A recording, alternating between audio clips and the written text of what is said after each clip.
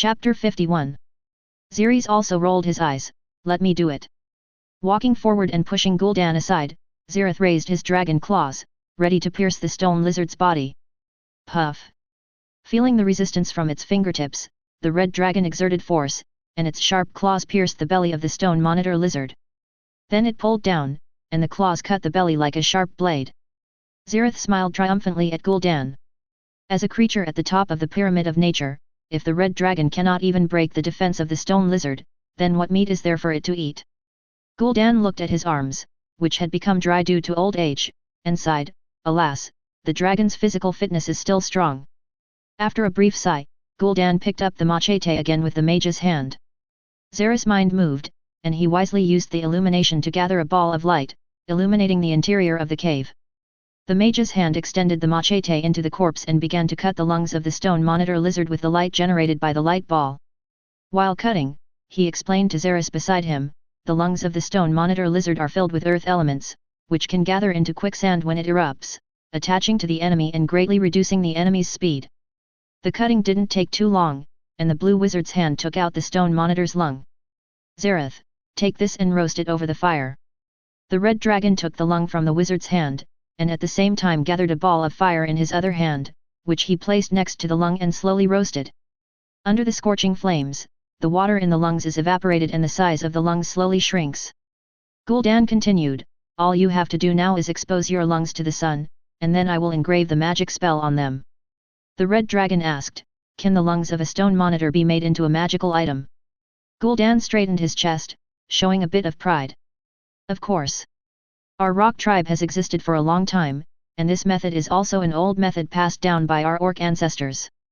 After a pause, Gul'dan continued, the lungs of the stone monitor lizard can gather earth elements. After a simple process, I only need to engrave magic runes on it to make a magical item that can spray quicksand. It can also save lives at critical moments. Zeris nodded. Although the profession of mage costs a lot of money, it can achieve the most basic self-sufficiency because almost all magic items are made by mages, and anything related to magic cannot be done without mages. Gul'dan continued the autopsy. This is the testicle of a stone monitor lizard. Some species believe that eating this can enhance their sexual performance and make them last longer. To be honest, I don't know. I haven't studied this thing. Gul'dan turned and looked at Zeris. Do you want to eat this? Zeris curled his lips. He had eaten this thing roasted in his previous life, but he didn't really want to eat it raw, even as a dragon. I don't have that kind of hobby. Oh well. Gul'dan responded, putting the things aside. Late at night. Dissecting a corpse is not something that can be done overnight, and Gul'dan cannot spend the whole day fiddling with corpses, so at this time he chooses to retire and sleep. The transformation of the dog-headed man's cave has not been completed yet. Even in the middle of the night, you can faintly hear a ding-ding sound coming from a distance. This is the sound of an iron pickaxe hitting the stone wall. While inwardly admiring the kobold's diligence, Zeris quietly picked up the fire elemental magic and began to study it. At the border of the northern forest and the plain, several dark shadows flashed into the forest under the moonlight. The reconnaissance team selected by the Kingdom of Layton has begun to move. Chapter 52. For a job like forest reconnaissance, a small but elite team is often needed. The reconnaissance team of the Kingdom of Layton is a standard 4-member team, a warrior, a thief, a ranger, and a mage. And they are quite powerful, all of them are mid-level. This team's configuration allows for both offense and defense, has almost no weaknesses, and can move around the forest with ease. The captain is the early intermediate level mage Luce. In order to ensure that his team members could see clearly in the dark, Luce cast an auxiliary magic on all members, dark vision. The team's planning has also been divided. The mage acts as the main brain at the center of the team. The warrior will stay beside the mage. If they encounter an enemy, the warrior's main role is to protect the mage at the center of the team. The ranger was agile and could move freely in the woods, so he was naturally sent to scout the situation ahead. As for the thieves, they are responsible for hiding in the shadows and guarding against possible emergencies around the team. Such a team moved forward in the forest without any hindrance. After walking for a while, the ranger who was exploring the way ahead made a special discovery. Captain Luce, there is an orc tribe ahead. Luce nodded and picked up the northern forest map in his hand. This map was an old map that had not been updated for many years. The map is old, but better than nothing. Luce looked at the area marked on the map and said to himself, there is a mark on this map, it is the stone tribe of the orcs. This tribe is really tenacious. It has lived in the dragon's territory for such a long time but has not been destroyed. The ranger asked, Captain Luce, what should we do now? Luce looked at the map, pointed at it and said, we must not alert the enemy easily during this operation, and we must not let anyone know, so we can just go around under the cover of night. After a simple plan, the group chose a suitable route and bypassed the rock tribe. After bypassing the tribe, Luce found a gap in the woods, just in time to observe the night sky through the dense leaves. At this time, the sky was covered by darkness, and the moon was hanging high in the sky, casting soft moonlight on the earth through the gaps between the leaves. The sun rises in the east and sets in the west. During the day, one can judge the time by the direction of the sun. Similarly, Luce can also judge the time by the position of the moon. The four of them gathered together, and Luce briefly observed the moonlight. It's getting late. Let's just rest here. The thieves will be on guard tonight. The thief at the side nodded, and did not show any dissatisfaction about being exploited during his rest time, because night watch was something that every team member would take turns to do. Luce took out some grass from the roadside from his dimensional bag. The soldier next to him looked at it and asked in confusion, Luce, I don't understand, why are you pulling these grasses for no reason? Luce crushed the grass and held it out to the warrior, would you like to smell it? The soldier put his nose close to it and sniffed, then frowned and moved away. What is this? It smells so strong. Luce smiled and explained, this grass is called strong-flavored grass. It can emit a very pungent smell and is the raw material for making strong-flavored bombs. Before he finished speaking, the ranger with rich experience in wilderness survival continued to explain to the warrior, this grass can not only conceal the smell of your body, but also repel mosquitoes. With this, you can sleep soundly at night. As the ranger spoke, he took the grass from Luce's hand and smeared it on his body. I don't understand, but I am shocked. You are truly a wizard. The warrior nodded in sudden realization, and while marveling at the amount of knowledge the mage had, he and the thief also took the strong-smelling grass from Luce's hand and smeared it on their bodies. As time passed, the dawn gradually rose in the sky, piercing the darkness, and the birdsong in the early morning sounded again, and it was a new day. Zeris put down the magic book in the cave, yawned and stretched. At this time, the dragon man Corver had already stood beside him wisely. Corver, wake up Gul'dan and bring him over. The old guy got tired halfway through his experiment yesterday. The entire cave was divided into several spaces by the red dragon, including living rooms, storage rooms, forging rooms, laboratories, etc. The lines were intricate, like a maze in an underground city. Corver had lived here all year round, so it was not difficult for him to find the way.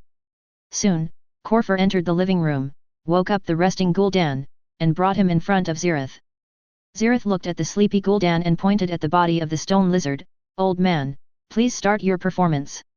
Gul'dan rubbed his eyes, how can you be so rude, red dragon? I am just an old orc, and you dragged me here to do experiments so early in the morning. Stop talking nonsense and continue. Gul'dan rolled his eyes, walked up to the stone lizard, and continued the experiment that he had not completed yesterday. Occupation description: in the fantasy magic world, there are many professions, but they can be roughly divided into the following categories: warrior, physical melee, meat shield. Rogue/assassin, physical melee, stealth, armor penetration. Spellcaster, magic ranged, melee, buff, weaken. Ranger, physical ranged, melee, agility. Priest, holy light, restoration, buff. Paladin/paladin, physical, magic, melee, ranged, holy light, recovery, meat shield. These are just simple summaries. Each profession has many branches. For example, warlock, tidecaller, mage, and shaman are actually all spellcasters. Berserkers and heavy armored soldiers are all classified as warriors. Assassins and thieves are both stealth-type professions. Chapter 53. Also moving together with the early morning sunlight was the exploration team of the Kingdom of Layton. Hey, guys, we should keep on going. Captain Luce woke up, tidied his clothes and woke up his teammates. The thief on night watch yawned and looked at Luce. Hey, Luce, you got up really early. Luce also smiled and responded, it's okay, it's because of you keeping watch that I slept well. The warrior and the ranger also woke up to the chat between Luce and the thief. This strong-smelling grass is really useful. I swear, this is definitely the most peaceful sleep I've ever had in the wild. After a brief chat, Luce cast some buff magic on his teammates. Concealment. 3 magical flashes were injected into the bodies of the team members except the thief. Their bodies gradually changed and became translucent. The thief hid his body and blended into the surrounding environment. After getting ready, everyone set off again. The journey was extremely smooth, and they didn't even encounter a primary predator, a tiger, along the way. Although this made Luce feel strange, who wouldn't want to be safe along the way? So he just thought that his group was lucky. Soon, the ranger who was exploring the way ahead got new information. He hurried over, his tone filled with disbelief. Captain! I found a large forest of spider webs ahead. Hearing this, Luce frowned and picked up the map. The map did have the spider web forest marked on it, but that area was somewhere deep in the entire northern forest. How long had our group walked? How was it possible to reach the depths of the forest so quickly? The map was given by the king himself, so it is impossible for such a low-level problem to occur. This situation can only be attributed to the changes in the forest environment over time. Luce put down the map and sighed. After all these years, this map is still too old. There is no satellite on the continent of Kansterli, so the importance of maps is self-evident. Each map is made by people measuring mountains and rivers with their feet and depicting rivers with their hands, with a lot of effort, and is full of the sweat and hard work of the makers. Before the molten mountain fire came to the northern forest, someone would enter the forest to draw a map and then sell the map copyright at a high price. But when the molten mountain fire arrived, few people dared to come in and die. However, spider web forests also come in different sizes. The smaller the area, the easier it is to traverse. The soldier next to Luce then asked, "How big is the spider web forest? Can you see it?" Hearing this, the ranger's face showed a trace of solemnity. "I've climbed up to the treetops and seen that the area is huge. At least I can't see the end from the top of the tree. There's no end in sight." Luce and the warriors were shocked when these words came out, but seeing the seriousness on the ranger's face, everyone knew that he was not joking. Luce stared at the map. The spider web forest on the map also covered a large area. His expression became increasingly ugly, and he remained silent for a moment. "Go over and take a look at the situation first." The 4 of them walked to the spider web forest. The environment here is completely different from that of an ordinary forest. The huge trees covered with spider webs block out large tracts of sunlight, revealing a bit of darkness. The road is piled with thick fallen leaves, and stepping on them can even make a rustling sound audible to the naked ear. Looking at the trees covered with spider webs in front of him, Luce recalled the books about the northern forest that he had read when his mentor took him to the royal library. The book records that there are a large number of mutated spiders in the northern forest, and these mutated spiders gather deep in the forest, weaving spider webs, waiting for the unlucky ones to enter. Usually, intelligent creatures will choose to take a detour when seeing these spider webs, because they will face a series of troubles after entering the spider web forest, such as getting lost, being attacked by spiders, falling into traps, being entangled in spider webs, etc. Those who are lucky may be able to come out, but if you are unlucky. Luce looked at the remains of a creature hanging on a spider web not far away, half wrapped in the web. Maybe it was just bad luck that caused it to become like that. But Luce had no choice, because he had just confirmed that the spider web forest in front of him was the most convenient and fastest way to the flame nest. If you deliberately take a detour, you will have to take a long detour and add a lot of extra road, which will greatly increase the uncertainty during the journey. Luce spread his hands, feeling helpless. "No way, brothers, let's go." Chapter 54. Luce raised his hand, and the staff in his hand flickered slightly, and rays of light penetrated into his teammates' bodies. Light body technique. Noise blocking technique. Odor dilution technique. Reaction enhancement technique. Then he took out 3 rings from the dimensional bag, put one on himself, and distributed the remaining 2 rings to the 2 teammates except the thief. Magic item, Ring of Concealment effect. The wearer of this ring will enter a state of complete concealment similar to that of a thief. These 3 rings were obtained at great expense by the commander of the army of the Kingdom of Leyden, Jode. Luce would not be willing to use them unless it was a crucial moment. Hidden ring is very useful. Since the fingers of different wearers are of different thicknesses, in order to make it easier for the wearer to wear it tightly, other magic is engraved on the ring to adjust the size of the ring. After adding the buffs and distributing the equipment, everyone gathered together and carefully planned to cross the spider web forest. Light body technique and noise shielding technique allow team members to walk like cats, making no sound even when walking on a road covered with leaves. It must be said that the ring of concealment that Jode spent a lot of money to get was very effective. It was exactly the same as complete invisibility. The mutated spiders in the bushes did not notice their presence at all. However, they were too concerned with concealing their actions, but they overlooked the most important thing. Throughout the spider web forest, leaf fall is more than just a natural phenomenon. In the forest, any dead branches and leaves are extremely precious nutrients and will be quickly decomposed by microorganisms once they fall. The nutrients that are then decomposed will be greedily competed for by plants everywhere.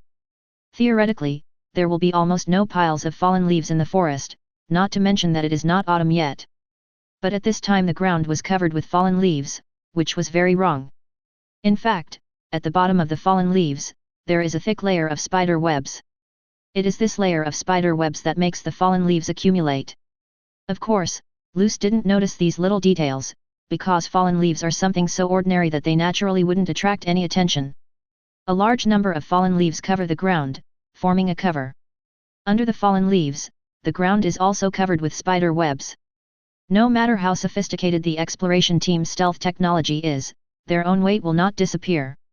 Gravity is transmitted through the fallen leaves to the spider web hidden underneath, causing the spider web to vibrate slightly and spread to deeper parts of the dense forest. At this time, the it monster, it was resting in a spider's nest made of spider webs. Suddenly, a small and agile mutated spider crawled in and muttered a few words to the it monster. The web is vibrating, but there's nothing on it. Interesting. I'll go check it out. It chuckled and let the small mutated spider lead the way. Mutated spiders kept sensing the movements of the reconnaissance team, but they saw nothing. At this time, the reconnaissance team was walking in the dense forest. The soldiers looked at the mutated spiders flying back and forth on the trees and above their heads, and their hearts felt numb. No wonder those people don't like spiders. I don't like them either. The ranger glanced at the warrior. Just stop staring at them. With invisibility, the spiders can't see us. The thief followed the warrior's words and looked at the spider. Suddenly, he seemed to have discovered something and signaled his teammates to stop. Have you noticed that these mutant spiders are looking towards us? As soon as these words came out, everyone was shocked and looked around suddenly. A strange scene appeared before their eyes. All the mutated spiders around seemed to have consciousness and were looking here at the same time.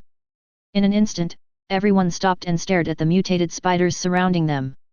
It seems that I have been discovered? But why? Why was it that even though I was fully prepared and had completely blended in with the surroundings, I was still discovered by this group of spiders? One of the spiders even came over, wanting to get a closer look at the situation. Everyone looked nervously at the mutated spider that was slowly crawling towards them, while the other hand slowly placed on the weapon. At this time, with just the captain's order, the warrior can immediately draw his sword and fight the spider, the ranger can raise his bow and arrow and accurately shoot the spider in the head, the assassin can swing a dagger and kill with one blow.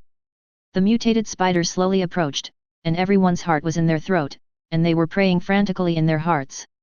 Perhaps the goddess of luck heard their prayers. Just before they were about to take action, the hissing of another spider in the distance attracted the spider nearby. After hearing the hissing sound, the spiders in front of the exploration team gave up observing and retreated. At the same time, the spiders seemed to have a tacit understanding and stopped staring at this side, but gradually retreated. In less than a moment, the spiders that were densely packed in the field of vision just now were now less than a single one. The soldier let out a deep breath and wiped the cold sweat from his forehead. Phew, that was a close call, we were almost discovered. Although all the spiders retreated, Luce's face did not show any obvious relief. As a knowledgeable wizard, although Luce has not specialized in studying mutated spiders, he still knows a thing or two about their habits. If I were to describe the behavior of the mutated spider in one word, it would be weird. Chapter 55. Although Captain Luce noticed the weirdness of the mutated spider, he had no better solution at the moment. He couldn't just stay where he was, right?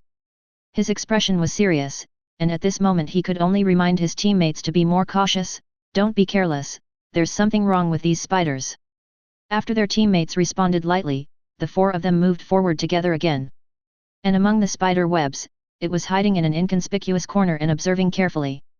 It monsters are natural masters of concealment. Many travelers and explorers who enter the It monster's territory will be secretly tracked by the It monster, and those who are being tracked are completely unaware. This alone is enough to show the It monster's ability to hide in the spider web forest. On the empty road a little further away, the spider silk under the fallen leaves was silent for a short time, then began to vibrate again, but this time there was no one on the road. It had been in contact with spider silk since childhood, and it was impossible for spider silk to vibrate for no reason, so there was only one possibility. That was that an outsider had cast a concealing spell, so he couldn't see it. A look of understanding appeared on its face, and he used spider language to command several mutated spiders to approach the vibrating area. This is not very friendly to the 4-person exploration team. Captain Loose. Look, there's another spider coming. I'm not blind, everyone saw it. I hate spiders. The 3 mutated spiders appeared again in the exploration team's sight and crawled towards them along the spider web on the tree. It seemed that the 4 people were not so lucky this time.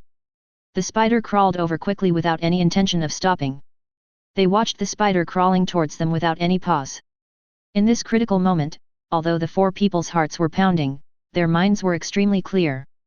Captain Lou stared at the spider and said in a deep voice, "We have probably been discovered a long time ago, so cheer up. There are 3 mutant spiders, and I will deal with the one in the middle." The ranger also drew his bow and arrow, ready to shoot. "I'll deal with the one on the left." The thief drew out a dagger from the shadows, "Then I'll take care of the remaining one." The soldier frowned, "What about me?" The 3 men ignored the soldiers and focused their attention. The mutated spiders were getting closer and closer, and Loose attacked first. Flash attack. There is no need to use a staff. Just point your index finger lightly and a blue arc of electricity will leap out from Loose's fingertips. An arc of electricity flashed by, and with lightning speed, it pierced through the head of the mutated spider in the middle. At the same time, the concealment effect disappeared, and the mage's entire body appeared in the eyes of the remaining 2 mutated spiders. Before the remaining spiders could react, an arrow appeared out of nowhere and shot towards the spider on the left. In the blink of an eye, it pierced the spider's head and dark green liquid overflowed from the spider's head. On the other side, a dagger with a cold glow appeared from the shadows and shot in the head. The 3 mutated spiders were solved in this way, but the 4 people were also exposed to sight. Suddenly, another spider jumped out from the trees. The ranger reacted quickly, raised his bow, aimed at the newly emerged spider, and the second arrow left the string immediately. Hit it. But in his haste, the ranger did not shoot the spider in the head, nor did he kill it with one shot. Immediately afterwards, the spider that was hit let out a miserable hissing sound, which made the 4 people feel terribly disappointed. As the hissing sound was heard, the hissing sounds of other mutated spiders continued to be heard, both far away and nearby. Even some mutated spiders immediately jumped out from the forest and quickly pounced towards the 4 people. Run! Loose took the lead, holding up his staff and casting magic as he ran away. Swiftness. 4 green magical lights were injected into his teammates and his own legs. While running, Loose immediately noticed that his speed had increased significantly. The remaining 3 people also reacted immediately and ran forward. In the dark, it had taken the entire scene in. He deliberately stroked his chin with his hand, imitating the way the red dragon thought, "Human? So that's how it is. I'm going to report the situation to my master." Chapter 56. In the experimental area inside the cave, burning torches were hung on the inner walls, and a dazzling ball of light was hung at the top in the center, illuminating the entire cave. Gul'dan and Zeris continued the experiment that they had not completed yesterday. Gul'dan controlled the mage's hand and carefully took out the heart of the stone lizard. In Zeris's elemental vision, the heart had long lost its vitality, but there were still dots of yellow earth elements surrounding the heart. Gul'dan looked very proud, as if he was about to show off his magical knowledge to Zeris. "Zeris, do you know this thing?" Looking at Gul'dan's proud look, Zeris sneered, "Of course I know. It is recorded in my dragon heritage." Hearing this, Gul'dan's proud expression froze on his face for a moment, and after a long while he said with embarrassment, "I see, okay then. As an extraordinary creature of the earth element, the heart of the stone monitor lizard has a natural affinity for the earth element. Therefore, the heart of the stone monitor lizard is taken out, and through special craftsmanship and enchantment, it can be refined into a magical item, Heart of the Stone Monitor Lizard." Treasures like Heart of the Stone Giant Lizard were naturally included in the records of dragon heritage. Gul'dan carefully handled the Heart of the Stone Lizard while explaining to Zeris, "What a pity. This giant stone lizard is not yet an adult. Its heart can only be used to make an ordinary primary magic item, that is, the second level." Zeris frowned. Heart of the Stone Lizard is usually a high-quality primary magic item, third level. But it makes sense that an underage monitor lizard's heart isn't fully developed. The Red Dragon spoke, "It doesn't matter. As long as it works, it's better than nothing." 2. Gul'dan nodded and continued his experiment. The slave contract in Zeris' mind was rippled. This was initiated by it. Zeris turned his head to look at the door of the laboratory, only to see it standing at the door waiting. Glancing at Gul'dan, who was doing experiments nearby, Zeris did not treat him as an outsider and gave an order to it, "Come in." After getting permission, it dared to enter the laboratory. He faced the Red Dragon and nodded. "Master. I have something to report to you." "What?" "A group of humans appeared in our territory." As soon as these words were spoken, Zeris' pupils suddenly shrank, and even Gul'dan, who was doing an experiment nearby, froze in his tracks. "Humans? Coming so soon?" But Zeris was not in a hurry. The humans breaking into the territory did not mean that he had been discovered.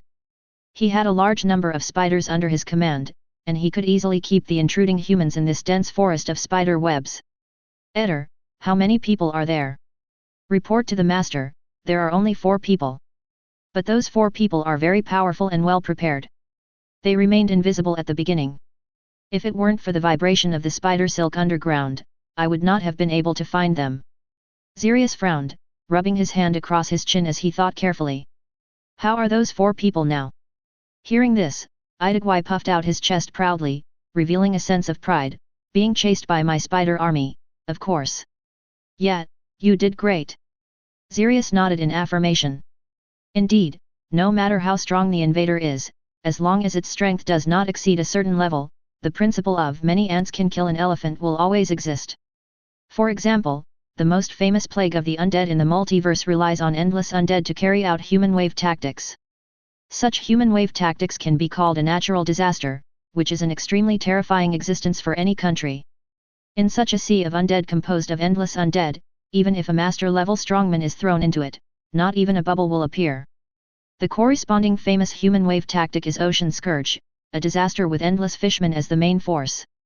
With a large number of mutated spiders guarding him, Zeris would feel much more at ease.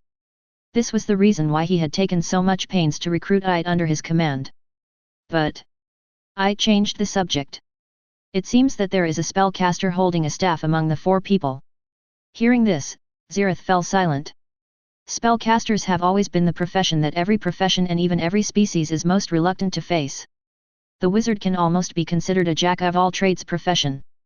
Not only does he have many methods, but most human wizards are also very rich and have a full set of magical equipment and magical items. Perhaps in our imagination, the wizard cannot use his fists and feet as long as someone approaches him, and is a little fragile. But when you actually fight with the wizard, you will find, not only will you be kited by him from a distance, but when you finally get close to him, there is also his 360-degree all-around magic shield waiting for you, which is as defensive as luxury armor. Some melee professionals can't even break the mage's shield.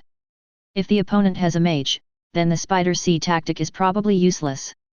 As for why the 4 people were chased by spiders, it must be because the wizard didn't want to be a punishment turret and attract more and more spiders. If the wizard gets angry and uses some large-scale AoE, how many of the mutated spiders will be able to stand on the field? Although the spider army is not under the direct jurisdiction of Zeris, it is still his own fighting force, and he does not want to see large-scale and meaningless losses of the mutated spiders. Pansy. As soon as he finished speaking, Pansy stood at the door of the laboratory, like a soldier waiting for orders. Looking at Pansy, who followed orders, Zeris felt satisfied. Pansy's profession is very special. She is a hidden warrior among the gnolls. The stealth warrior is considered a branch of the warrior profession. To put it simply, it can hide and fight. This profession is due to the fact that Pansy grew up stealthily in the woods and learned stealth similar to that of a thief, but the stealth is relatively low level and cannot achieve complete invisibility. Pansy's own physical talents are extremely strong, and the combination of the two makes her a hidden warrior, perfect for the mission at this time. The Red Dragon gave the order in a deep voice, go meet those 4 humans. Remember, you must ensure your own safety first. Hearing this, Pansy felt a warm feeling in her heart. His Majesty the Red Dragon was still very concerned about her safety. You know, the Red Dragon, the leader of the 5 colored dragons, always has an arrogant attitude, and it is common for him to kill his subordinates at will. How could the jackal not be moved by such sudden concern? Pansy put her hand on her chest, her words full of enthusiasm, as you command, Your Majesty. Zeris didn't notice the gnoll's silent emotion. Oh, one more thing. Don't kill them all yet. If possible, keep one and bring one to me. Your will is the direction I move forward. Pansy bowed in response with a serious expression, then disappeared from the spot. Zeris looked at it again. You go and assist him. Yes, Master. After receiving the order, the Itman also retreated, and only Gul'dan and the Red Dragon were left in the entire laboratory again. Chapter 57. Zeris, you still want to keep some alive?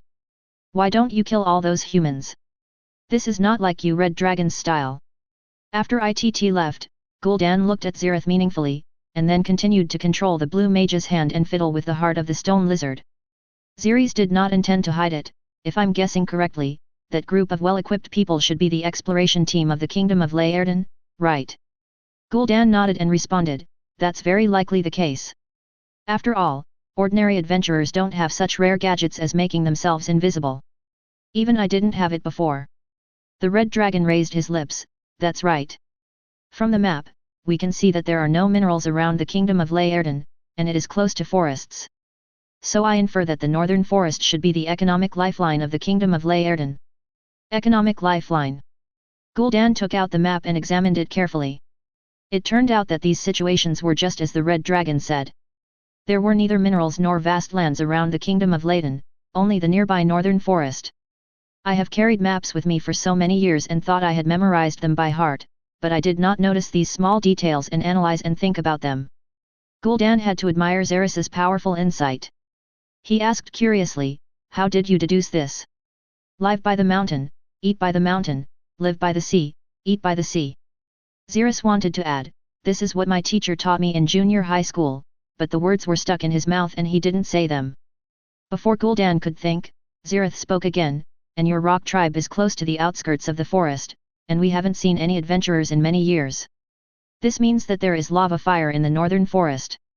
The dragons have a strong sense of territory, so the Kingdom of Laerden was afraid of the powerful molten mountain flame and had to stop the adventurers from exploring. The Red Dragon did not speak anymore. Instead, he pointed to the neighboring countries of the Kingdom of Laerden on the map with an intriguing expression and asked, put yourself in the king's shoes. If you were the king, what would you do? After hearing this, Gul'dan suddenly realized, you mean, the lifeline of the Kingdom of Laerden has been blocked for so many years, the economy is depressed, and there are enemy countries eyeing them covetously, so they can't sit still anymore and sent people to gather intelligence. The Red Dragon nodded and gave a thumbs up in a humane way, good, you figured it out so quickly. Gul'dan didn't quite understand why the Red Dragon raised his thumb, but it didn't look like an insulting gesture. Another question popped up in his mind, but what does this have to do with you letting those people live? Zeris smiled mysteriously, you don't understand this, do you? Then can you tell me in detail? Since they sent these people here, the Kingdom of Laerden must just want to get an accurate result.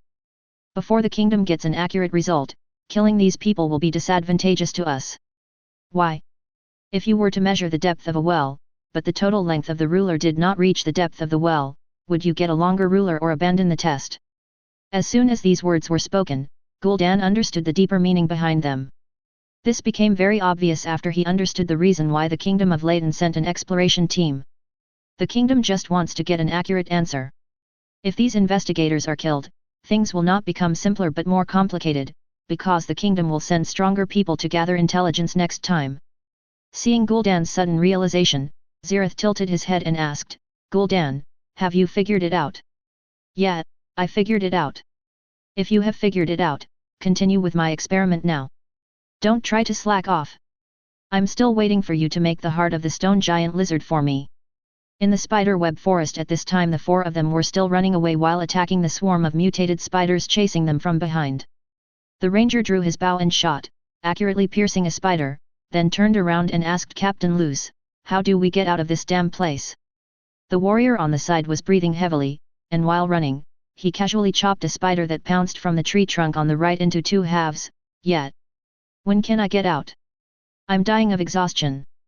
Luce said in a deep voice, first find a safe place behind, and then deal with these spiders.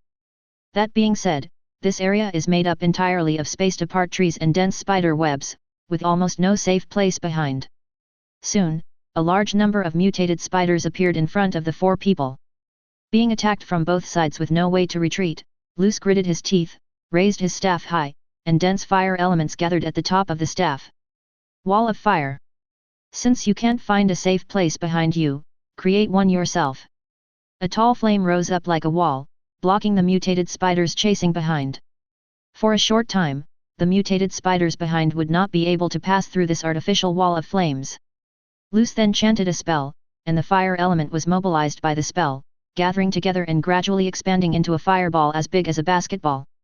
The surrounding space was distorted by the heat of the fireball. The fireball roared out with a tail of flame and smashed into the group of spiders in front with great force. Boom! There was a loud bang, and the high temperature of the fireball and the impact of the explosion blew a huge hole in the attacking group of spiders. Under the high temperature and impact of the fireball, the mutated spiders' burnt limbs flew everywhere, and the stench of moldy leaves was masked by the smell of burnt protein. Fireball, although it is an elementary fire elemental magic, it can be regarded as an advanced spell in the elementary level. Many spellcasters did not learn this magic until the intermediate level. Of course, Luce was no exception. In addition, the energy of the fire element is inherently violent and terrifying, so the power of fireball is not as small as it appears in the game. In fact, the fireball spell has the same terrifying damage as a howitzer. Just one hit can make the mutated spider group in front fall apart. This was a fireball spell that Luce cast in a hurry. If he had more time, he could have cast an even bigger fireball. The temporary crisis was resolved. The four of them looked at the mutated spiders that were blown all over the sky, but they didn't relax at all. As expected, after the loud noise, more spiders were attracted. Continuous hissing sounds came from the forest. Many new mutated spiders jumped out from nearby spider webs, staring at the invaders with eager eyes. P.S. Since you have read this far, why not give 5 stars to encourage the author? Chapter 58. Luce hesitated for only a moment, but finally made up his mind and took out a scroll from his dimensional bag. The thief glanced at the scroll in Luce's hand and frowned. Captain? It's just some spiders. Maybe we can get out. Luce said helplessly, even if we can get out, we can't afford such consumption. This is the only way. After that, the 4 people present were silent.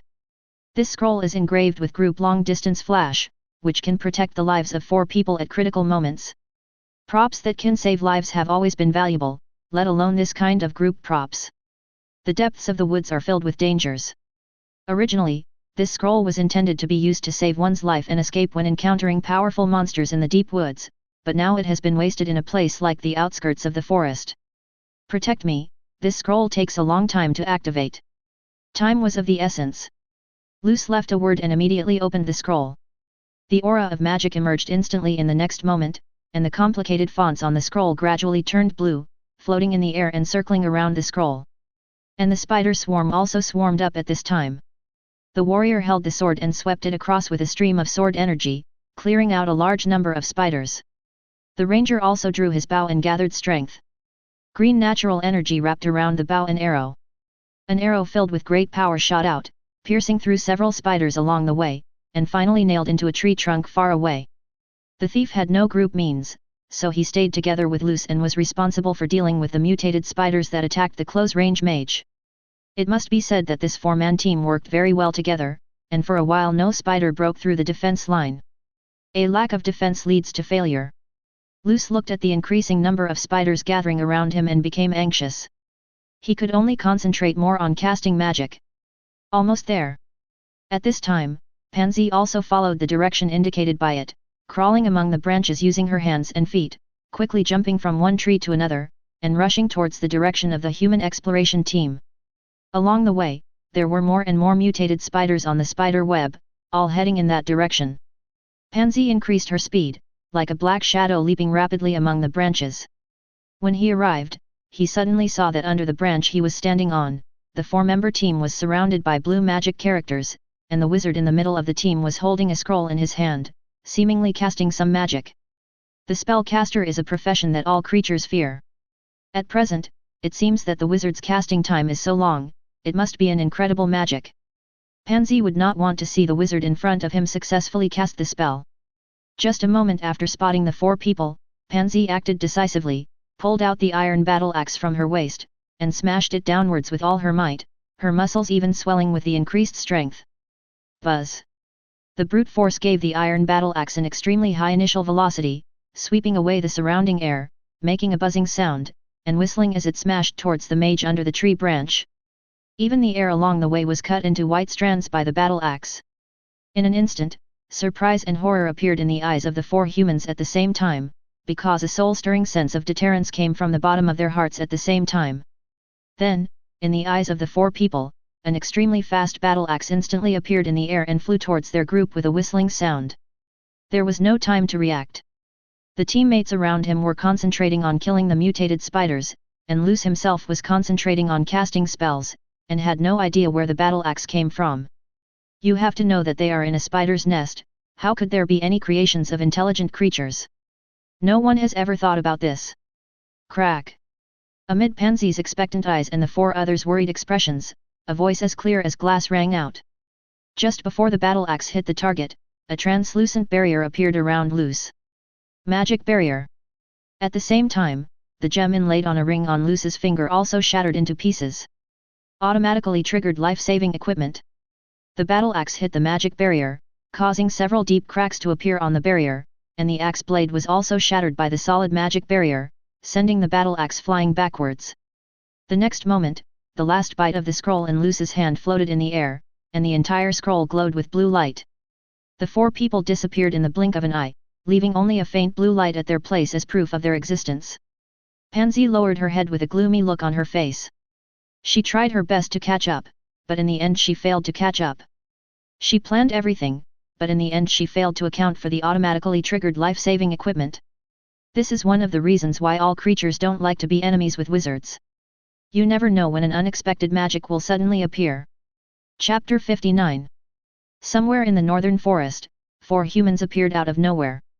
They were dressed in tattered clothes, covered in dust, and looked extremely embarrassed. That's right, that 4-man team. Luce used the super long-distance flash technique to jump directly over the spider web forest and flash into the depths of the forest. After flashing here, the ranger, warrior and rogue all breathed a sigh of relief, except Luce, who looked at the shattered ring with a painful look on his face. This was the automatically triggered life-saving equipment that he had bought at great expense, and now it was gone. Luce sighed helplessly, sat down, and began to rest. Although it hurt, he still had to complete the mission. Now I can only hope to make up for my losses with rewards after completing this task. As for the scroll of ultra-long-distance flash, it was also very valuable, but this scroll was provided by the kingdom without spending his own money, so Luce naturally didn't feel bad about the scroll. The ranger sat there, took a long breath, and said with emotion, "At the critical moment, we still have to rely on our captain Luce. A wizard is a wizard." Luce smiled helplessly, "You guys are lucky. Apart from being a little tired, you suffered almost no losses. Even my auto-triggered life-saving equipment is gone." The thief survived the robbery, but he did not feel relieved. Instead, he frowned and thought. He was closest to Luce just now, and besides Luce, he felt the powerful deterrent force of the battle axe most clearly. The thief said something out of nowhere, "Where do you think that battle axe came from?" This directly alerted everyone. How could a battle axe suddenly fly out of the air in a forest full of spiders? It couldn't be that someone accidentally threw the battle axe. Luce also became alert and took out the map, and 3 teammates also surrounded him. Luce stared at the place where he was just in the spider web forest, and his eyes subconsciously moved to the area where the rock tribe was not far away. The only intelligent creatures in this area are orcs, gnolls, and various goblin-like creatures. They really can't find any creature with the intelligence to make a battle axe. But what is a kobold? How could a weak kobold throw a battle axe with such force? So the kobold option was directly ruled out. Although sneak attacks seem like something that gnolls often do, it is not uncommon for orcs to sneak attacks as long as they can kill the target. In addition, the stone tribe is next to the spider web forest, which inevitably reminded Luce of something. He said in a deep voice, "It seems that there is something in this spider maze. I will report it to the king after I have investigated it." During this exploration, the 4-member team also carried a sound transmission note, but it certainly cannot be used at the moment because it will be used for the final report. After sitting there for a short rest, the 4 of them set out on their journey again. At this time, in the laboratory Zeris was still watching Gul'dan tinkering with the stone lizard's heart, and the 2 of them were exchanging experimental information with each other. A familiar breath came. At the door, the werewolf Pansy walked forward and knelt humbly in front of Zeris. "Your Majesty, I did not complete the task you assigned to me. Please punish me." Zeris waved his hand, seeming unconcerned. "It's okay. I expected failure. Don't blame yourself too much." He looked up, as if sighing. After all, that was an exploration team sent by the kingdom. The 4 of them have a kingdom behind them and a wizard as their captain, so their equipment and magic items cannot be too bad. No matter what, a kingdom is an existence that I cannot contend with now. Whether it is the kingdom's heritage, economy, or strength. If Pansy really kept them, then we should really doubt what kind of crappy kingdom the kingdom of Reincarnation is that sent such a weak 4-man exploration team. Zeris continued, "How strong are those people? Their auras are slightly weaker than mine. They all seem to be at the mid-intermediate level. As for the mage, he should be at the early intermediate level. Where did they escape to?" Pansy lowered her head, "I don't know. I just saw them disappear instantly through a magic that seemed to take a long time to cast." "Is that so? That's fine, Pansy. You can leave now." After listening to Pansy's description, Red Dragon supported his head with his hands and began to think about the next countermeasures. Although Zeris didn't care about the success or failure of this matter, Pansy was different. When he heard the Red Dragon's consolation, he lowered his head even deeper. "I finally had the opportunity to show off my skills in front of His Majesty, but I didn't seize it. How embarrassing would that be?" But there was nothing she could do. Since she had failed, Pansy could only retreat unwillingly. Chapter 60. The human kingdom is currently unable to fight back on its own, and Zeris does not want to get too entangled with those 4 humans. After all, his whereabouts have not been exposed yet, and there is no need to chase them. That would make him look guilty. It would be best for him if those 4 people were alive. Zeris shook his head and stopped thinking about it. As long as he didn't go out on his own initiative, he would basically not be exposed. For now, he just needed to hide. And Gul'dan was doing experiments beside him. Gul'dan used magic to concentrate the heart of the stone lizard, then plucked off the scales from the stone lizard's body and attached magic runes to the heart. Gul'dan raised his head, with a hint of pride. "All we need to do now is expose this heart to the sun for a few days, and then I'll carve runes on it, and this magic item will be ready." Hearing this, Zeris became a little excited. After all, who could refuse a free magic item? It's nice to have a wizard by your side. As he was thinking, a plan suddenly came to Zeris' mind. He opened his dragon mouth and pretended to smile. "Gul'dan, can you teach me about earth elemental magic? If you want to become a more powerful wizard, your own talent and a magic book are far from enough. You must at least have a mentor, which is why many wizards have apprentices." Gul'dan frowned in thought and glanced at the red dragon, only to see the red dragon baring its teeth at him. If I hadn't spent a long time with the red dragon, I wouldn't have known that the red dragon was laughing. If you don't know, you might think Zeris is threatening you. Why would you, a red dragon, learn earth elemental magic? Just because I'm a red dragon, can't I learn? Of course you can learn it, but the effect may be much slower than if you learn fire magic. It's enough to learn. I don't ask for too much. After thinking for a moment, Gul'dan said calmly, "All right." After spending some time together, Gul'dan gradually understood what kind of dragon Zeris was, which was why he was not opposed to teaching the red dragon earth elemental magic. What's more, he is about to die, and the orc tribe has not yet produced a candidate who can inherit the position of shaman of the rock tribe. For the tribe, the position of shaman is very important, and the inheritance cannot be broken. This is also what Gul'dan has always been worried about. In fact, any spellcaster will usually have an element of magic that they are good at. But this does not mean that the spellcaster only knows one element. Even an earth shaman like Gul'dan can use some slightly lower level fire magic and wind magic. After deciding to teach the red dragon earth elemental magic, Gul'dan couldn't teach in vain. He looked up at Zeris. "Before I teach you the magic of earth element, I have a request." Zeris raised an eyebrow. Gul'dan's request was completely within his expectations. After all, there is no such thing as a free lunch. Whatever you want, just tell me, as long as it's not excessive. There is no candidate for the succession priest in the rock tribe right now. If I die in the future, you must pass on these earth elemental magics to new orcs who are suitable for inheritance. After these words were spoken, Zeris frowned, noticing the problem in the language. The shaman of the orc tribe, even though he looks old, has a longer lifespan than other professions due to the long-term tempering of the elements. According to the stories Gul'dan recalled, he should at least have several decades left to live. Why is Gul'dan so pessimistic now? Considering Gul'dan's poor performance, Zeris seemed to have noticed something. But he didn't point it out right away. Some things don't need to be said out loud and are best kept in the heart. Zeris echoed Gul'dan, I agree to your request. The reply was as expected, and a hint of relief appeared on Gul'dan's face. Okay, I'll teach you then. After a pause, Gul'dan thought of something. Is it really okay to let those 4 humans run away? The corners of Zeris' mouth curved up into a humane smile. Don't worry, I've prepared everything I need. You don't have to worry about that, just teach me magic. Chapter 61. It was obviously not as easy for Zeris to learn earth magic as fire magic. If the fire element energy around him could be easily mobilized, then the earth element energy seemed to be extremely heavy, and it took a lot of energy and time to mobilize it. This is due to the low affinity with the earth element. Of course, there is also the issue of strength. He cannot summon the earth element at will like Gul'dan. But Zeris will not give up easily. This process is something that almost every spellcaster will encounter. Although it is troublesome, it can help hone one's construction and mastery of magic pathways. Just like that, several days passed in the blink of an eye.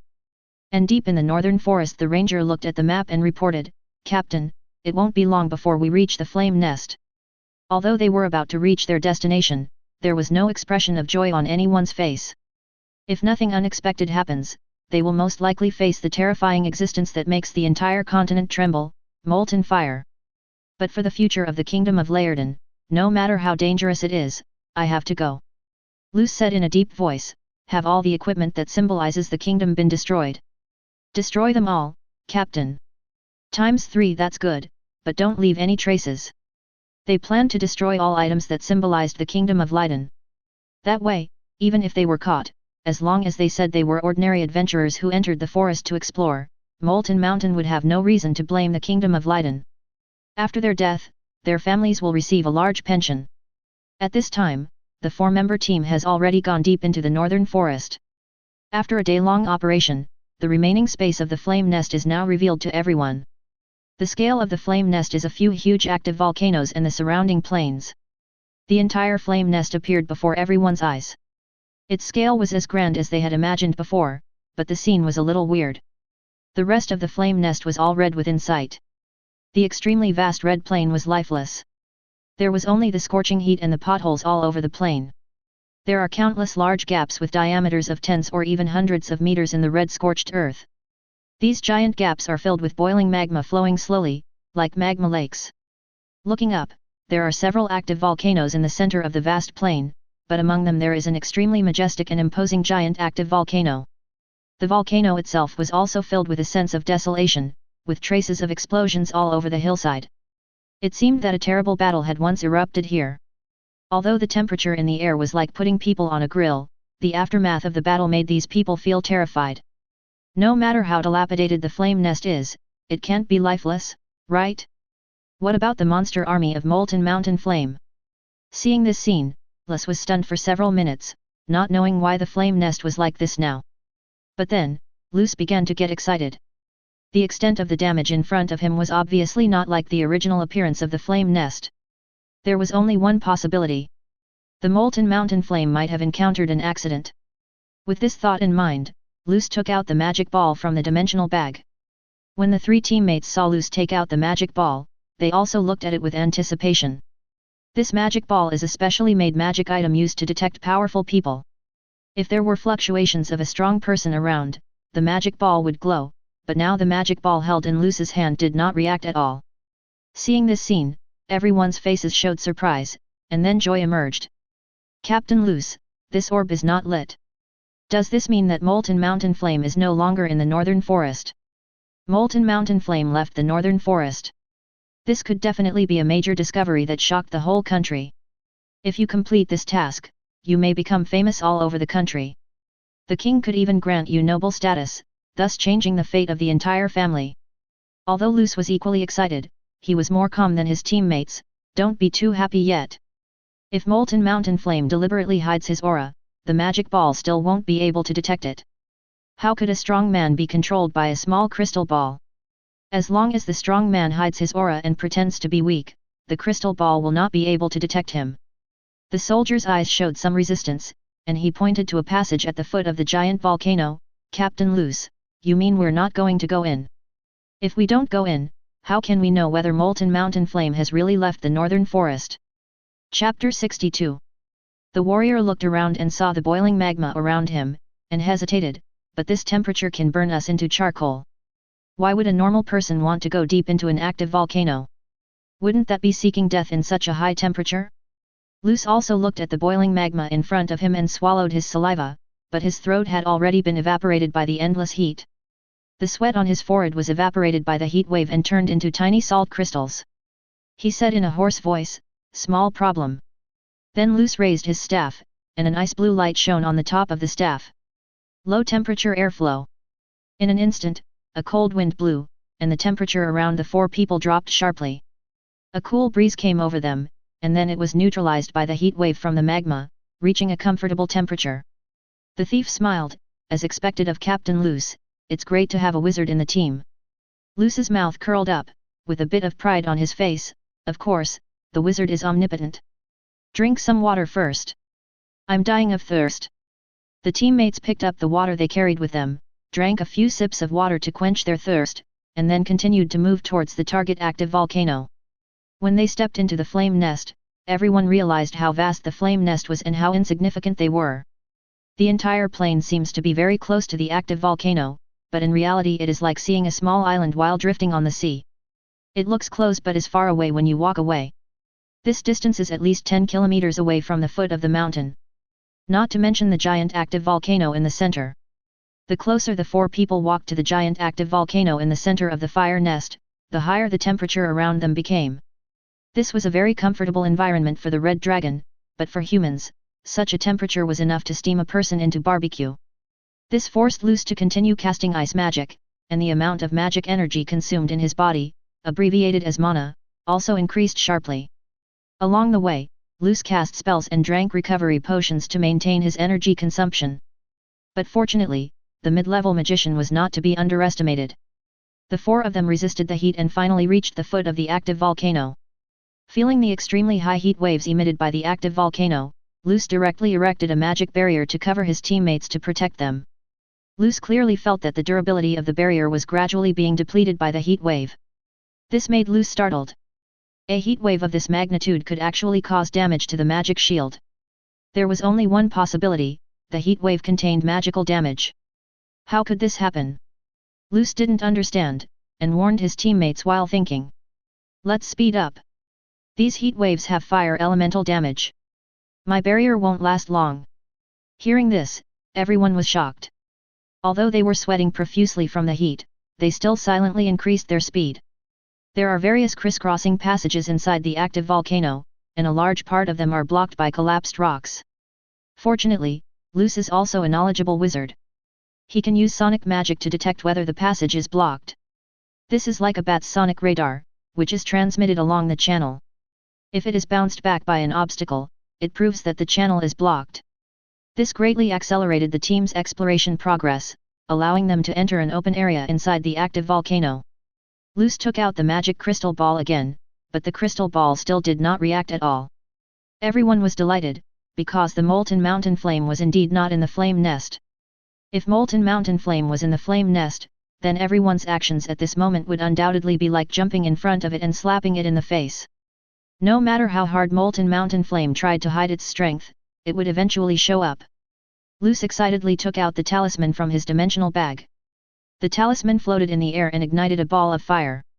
The flame starts to burn from the end of the talisman paper, like a stick of incense, and will slowly burn to the top of the talisman paper until the talisman paper is burned out, and the call time will end. After the sound transmission note was lit, Luce was connected to the kingdom of Leyden, and the voice of Clive, the king, came. "How's it going?" There was a hint of irrepressible excitement in Luce's words. "King. The flame nest must have met with an accident a long time ago. The molten mountain flame is not in the northern forest." "Real?" There was a hint of excitement in the king's voice, followed by a brief silence. Luce looked down at the crystal ball in his hand. He knew that the king was checking his address to confirm the authenticity of the information. The crystal ball in your hand also has the same positioning function. It can sense the area where the crystal ball currently appears on a special map. Then, the king's surprised voice appeared again on the other side of the transmission. "It's actually true. Well done.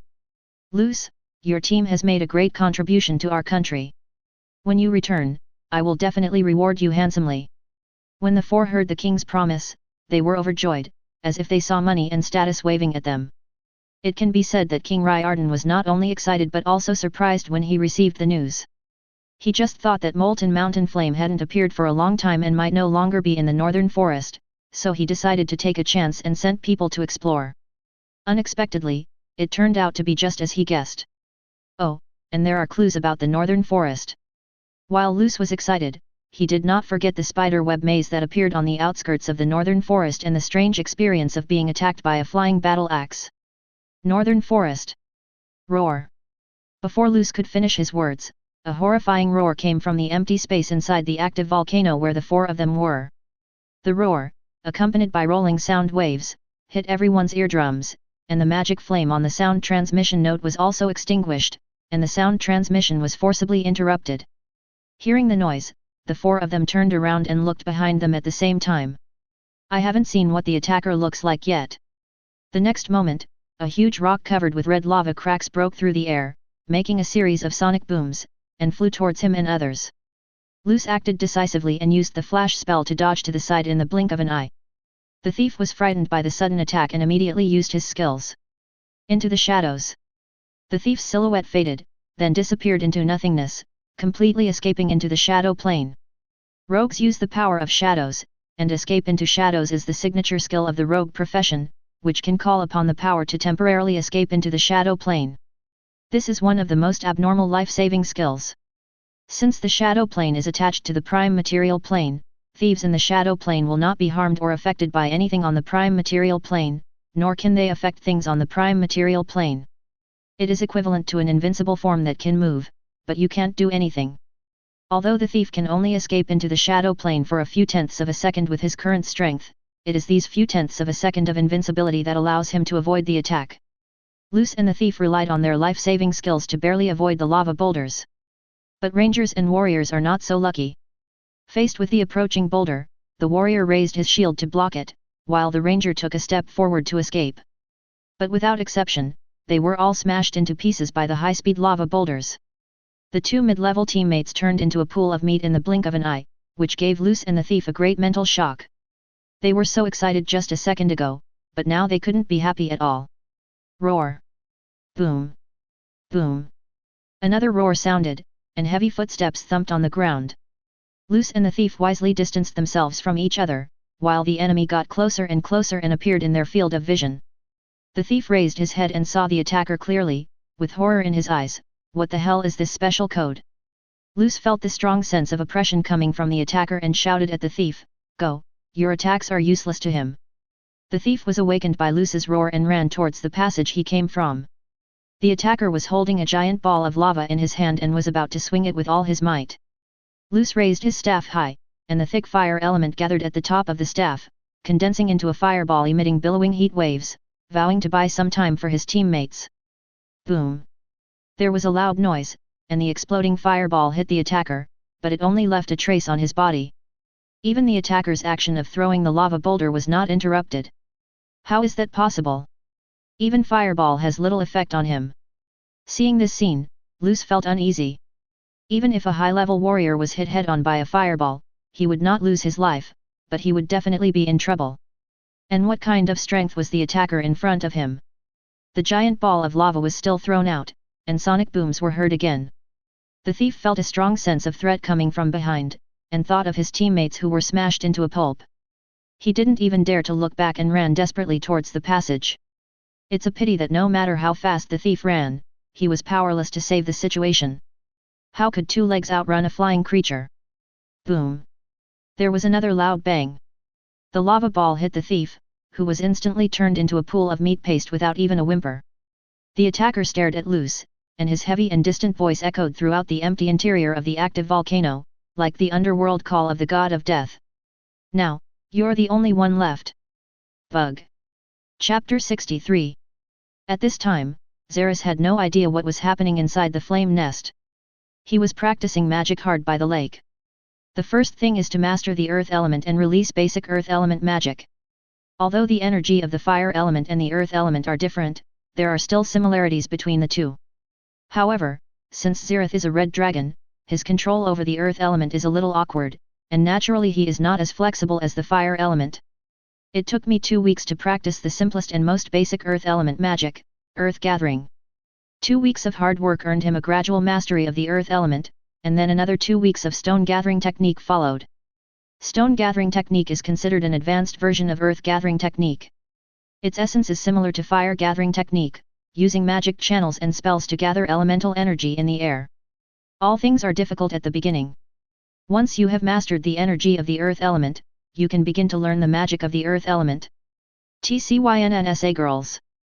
The earth element is mobilized, and the fossils become mud. The spell was recited slowly, and the stone in Zeris's hand gradually softened and turned into a pool of soft mud, which dripped from his fingertips to the ground drop by drop. This is the magic of earth element, fossils into mud. As the name suggests, this is a spell that turns stone into soil. In battle, although this spell is relatively low level and has no substantial power, it can be several times more effective if used properly. For example, mud magic has something in common with fossils to mud to some extent. Quartal magic, although it does not have great power, in large-scale wars, this spell has a huge deterrent effect on charging cavalry. Come and see. Mobilize the earth element and turn mud into stone. The soil in Zeris's dragon claws gradually hardened and formed stone. This is turn mud into stone. As the name suggests, it can turn mud and sand into rock. These two are very practical and basic earth element magic, and Zeris plans to learn them first. Mastering the most basic earth element magic will help him better mobilize the earth element. In the kingdom of Leyden, Clive was sitting in his office, puzzled by the sudden interruption of the sound transmission note. He looked at the map he carried with him. There was a light spot on the map. During this period of time, Clive had witnessed with his own eyes that light spot on the map move from his own country to the flame nest, but at this time the flickering light spot had gone out. This map is a special map for tracking the crystal ball area. Now that the light at the flame nest has gone out, the only possibility is that something happened to the exploration team and the crystal ball was broken.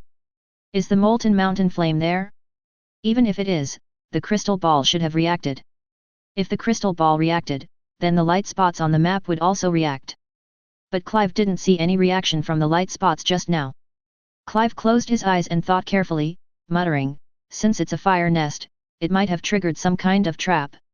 What a pity. It is worth mentioning that red dragon lairs usually set up various magic traps to prevent thieves who covet treasures from sneaking into their lairs. This is a very common thing, not to mention a strong one like molten mountain flame. Thinking of this, Clive shouted out the door, "Knight." As soon as he finished speaking, a knight in full armor pushed the door open and knelt on one knee, "Your Majesty." On one hand, there was the good news that Molten Mountain was no longer in the northern forest, and on the other hand, there was the heavy news that loyal soldiers had died in the line of duty. The heavy face was Clive's highest respect for them. With a serious expression, he gave the order to the knight who was kneeling on one knee, "Team Luce was killed in action, but they made outstanding contributions to our country during their lifetime. They were posthumously awarded the title of martyrs. Reward their families with the highest standards and take care of their funeral affairs. This matter is up to you to arrange." The knight touched his chest with his hand and said respectfully, "As you command, Your Majesty." After receiving the order, the knight left Clive's office and went to carry out the order. Clive was not worried that the knights would take over the pension because it was directly affiliated with his Royal Knight's order and a contract had been signed, so there was no need to worry about the level of loyalty. Next, after we get the news that Molten Mountain is no longer in the forest, we should plan a new approach. It is not enough to publicize the departure of the Molten Mountain. Not only must the adventurers believe this information, but they must also eliminate their inherent fear of the northern forest. So Clive planned to spend a lot of money to convey the message and hold a lively launching ceremony of the Adventurers Association. Then, they would place some of their own people, commonly known as actors, among the adventurers. If their own people returned safely after entering the forest and brought back a lot of treasures, it would inevitably arouse the envy of other adventurers and thus attract more adventurers. This is the power of capital. Using money, the northern forest can be transformed into a treasure trove, so that every adventurer who comes here can dream of getting rich and earn more gold coins. Clive called it the Adventurer's Plan. Speaking of which, the practice of using capital to package people or things is not uncommon, but it is indeed effective, and there will always be people who believe it and pay for it. If Zeris knew what Clive was thinking, he would definitely exclaim awesome. Because in the previous life on Blue Planet, many companies spent part of their money to package artists and create a perfect persona for them, thereby attracting fans and traffic, allowing the artists to make more money. P.S. Note, after this chapter, the story will revolve around the adventurers and what happened in the spiderweb forest. Some readers may find it a bit monotonous, some will read it slowly. Readers who find it monotonous can decide to quickly jump to chapter 70 or so, which will then revolve around the Red Dragon. As for the plot lost due to skipping chapters, I can't do anything about it. Chapter 64. There is a city at the easternmost part of the Kingdom of Lydon, called Pingchuan City. Pingchuan City is the city closest to the northern forest. It was once known as the City of Adventurers, and the largest Adventurers Association in the Kingdom of Lydon is located in this city. From the outside, the Adventurers Association looks like a large 4-story building. But the building was covered in dust at this time, and it was obvious that it had not been open for a long time. The Adventurers Association is located in the center of the entire commercial street. It used to be the most prosperous place in Pingchuan City, and the streets were crowded with adventurers coming and going, but now, there are only sparse locals here. A local passed by the Adventurers Guild and looked at this once prosperous building with some nostalgia. Suddenly, he noticed the notice posted on the guild. Important news. The Adventurers Association has reopened. The reopening ceremony will be held on September 15th. We are now recruiting tavern waiters, adventure managers, and task file organizers. Seeing this announcement, passers-by looked surprised. The Adventurers Guild has been closed for several years. Are they going to reopen this year? Gradually, as time went by, more and more people stood in front of the announcement, and everyone gathered together to discuss it. Could it be that some prankster wrote this announcement himself? Look carefully, this is a magic anti-counterfeiting mark. How can it be fake? I don't understand magic, but it doesn't look fake. Where is the recruitment location? There's going to be a ceremony on September 15th. I'm going. Grandpa. The Adventurers Guild you've been thinking about has reopened. Ha ha ha ha. My youth is back. At the same time, not only ordinary civilians knew the news, but with the help of the Kingdom of Leyden, the information spread throughout the continent. Central Tuscan continent, at this time, the king of the Kingdom of Yabond was sitting in the room, holding a newspaper and browsing today's news. Has the lava fire in the northern forest disappeared? The Kingdom of Leyden has reopened the Adventurers Association and specially invited adventurers from all countries to participate. King Yabond raised the corner of his mouth, changed into a comfortable sitting position, and waved his hand. The guard beside him knelt on one knee and asked, "Your Majesty, what should I do? We are in the central region. The affairs of the northern countries have nothing to do with us. We just need to give the Kingdom of Leyden a favor and arrange for a few trustworthy adventurers to participate and gather some intelligence while we're at it." "As you command, Your Majesty." Central Northern Plains, the king of the Kingdom of Orki looked at the newspaper in his hand with surprise. "What? Molten Mountain Flame is gone? How is this possible?" A fully armed man next to him also showed surprise on his face. "What about our plan?" "Put the plan on hold for now. Let's send someone to check out what the hell is going on in the Kingdom of Leyden. I don't believe that Molten Mountain Flame has really left." The entire ceremony took more than 2 months to prepare, and on September 15th, the celebration was successfully held in Pingchuan City, with the entire city being the scope of the celebration. Pingchuan City, which had been silent for several years, has regained its bustle and glory. Envoys and adventurers from various countries were invited to participate in the large-scale celebration, to gather intelligence on the one hand and to eat, drink and have fun on the other. Many businessmen also came to Pingchuan City and inquired in various taverns to confirm the authenticity of the information. If the molten mountain fire really leaves the northern forest, then Pingchuan City will rise again, and he can seize the opportunity to make a fortune. A few more days passed and the celebration officially began. King Clive of Leyden straightened his clothes and stood on the highest castle in Pingchuan City. Many people who participated in the national celebration gathered below the castle. On the second tallest tower next to the castle, there were guests from various countries, including countries from the northern plains, several kingdoms in the middle of the continent, and elves from other forests. Then, a man floating in midair slowly floated out and hovered beside Clive. This was a middle-aged man with a resolute expression. He was wearing a formal suit but carrying a huge sword on his back. The huge sword seemed out of place with the formal suit, but no one present dared to laugh at his attire. Because that is the supreme fighting force of the Kingdom of Leyden, the Sword of Leyden, Landstur. Landstur has protected 5 generations of emperors of the Kingdom of Leyden. His strength is unquestionable. It is precisely because of Landstur's existence that the various kingdoms in the northern plains want to join forces to overthrow the Kingdom of Leyden. Please note that joining forces to overthrow and joining forces to divide are 2 different concepts. If there were still people who were thinking about how to disrupt the ceremony, their plans were completely thwarted once Landstur appeared, because no one would deliberately seek death. Attention turned to Clive again. With the sword of Reincarnation in place, Clive felt much more at ease. The sound of the magic loudspeaker almost spread throughout Pingchuan City. Welcome all guests to attend the celebration held by our Kingdom of Leyden in Pingchuan City. I, Clive, hereby announce that our Kingdom of Leyden will once again hold the Adventurers Association. At the same time, on behalf of the entire kingdom, I extend my most sincere blessings and greetings to all the guests. As soon as these words were spoken, the residents below who were looking up at the king and the ordinary adventurers who were joining in the fun burst into thunderous applause. Since the closure of the Adventurers Association, the economy of Pingchuan City has been declining. The residents of the Kingdom of Leyden have undoubtedly been the most affected. Now that the Adventurers Association has reopened, how can they not be happy? Among the messengers above the tower, some of them looked unhappy, but they still clapped their hands symbolically.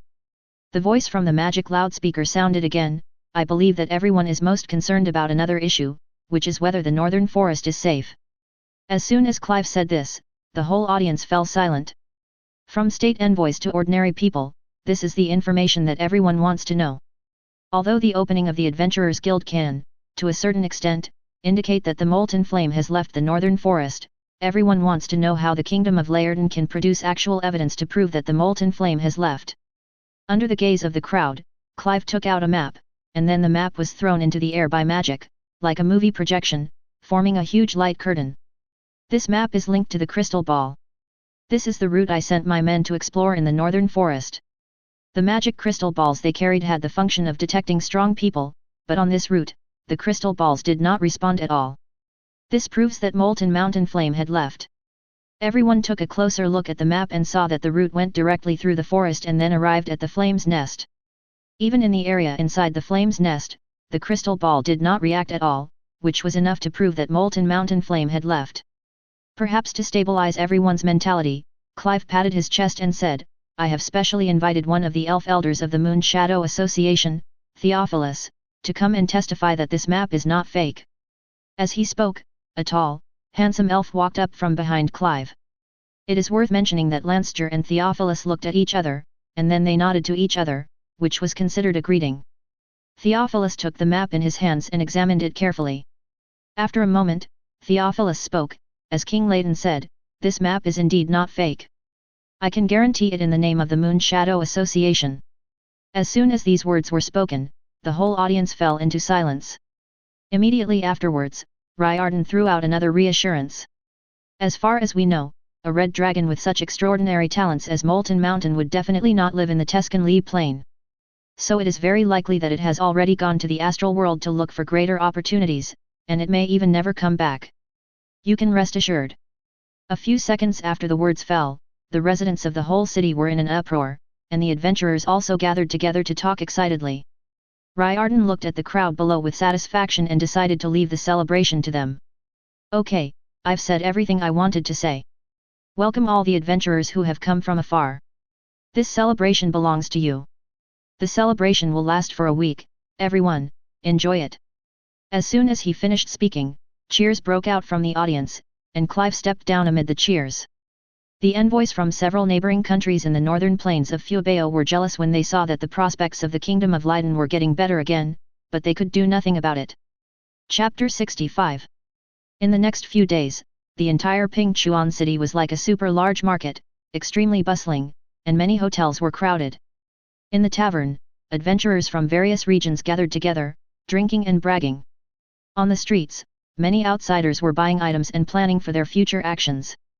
Before I knew it, some time had passed.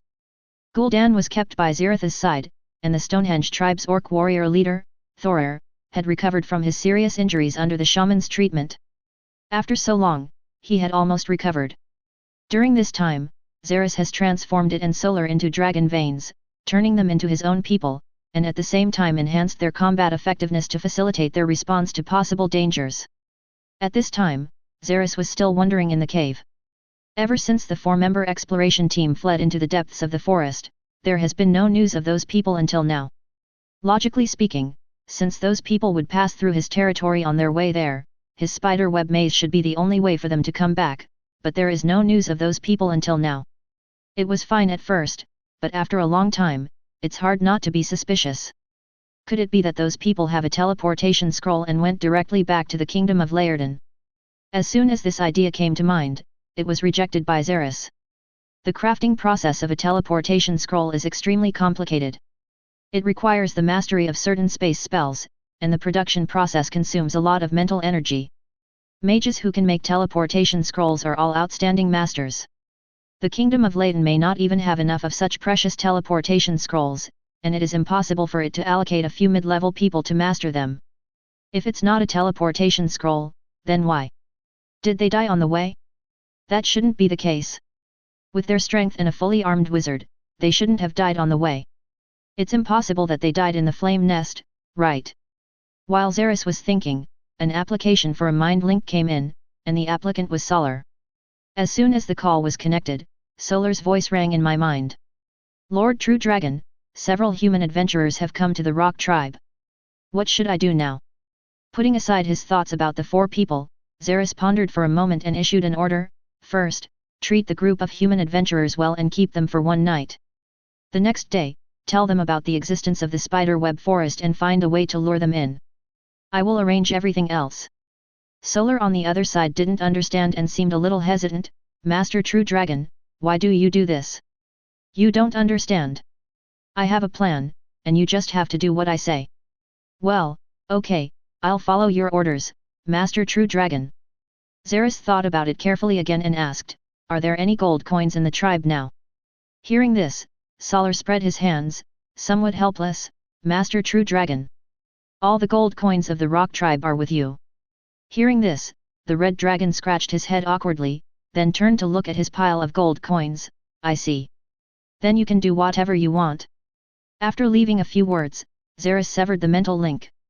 He had expected the arrival of human adventurers, which proved that the Kingdom of Leyden had discovered that the Molten Mountain had left the northern forest. Faced with this situation, Zeris already had a way to deal with it in his mind, and he immediately talked to it through the mind link. "Great Master, what do you want me to do?" "Divide the spiders into teams. Each team will guard an area. Without orders, they are not allowed to go to other areas. Also, prepare more boxes." "As you command, Great Master, I will do the job, don't worry." After disconnecting the link, Zeris turned his head to look at the pile of gold coins beside him. After staring for a moment, he sighed quietly.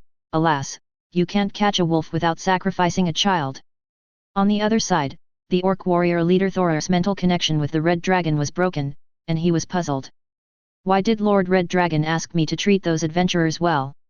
And why did he ask me to reveal the existence of the spider web forest tomorrow? That group of adventurers invaded our territory. According to the Red Dragon's temper, he should have ordered the adventurers to be killed. After thinking for a long time, Solar still couldn't figure out the Red Dragon's thoughts. In fact, even if he figured it out, he could only do as he was told. Solar left his cabin with a smile on his face. "Human adventurers. Welcome everyone who has come from afar.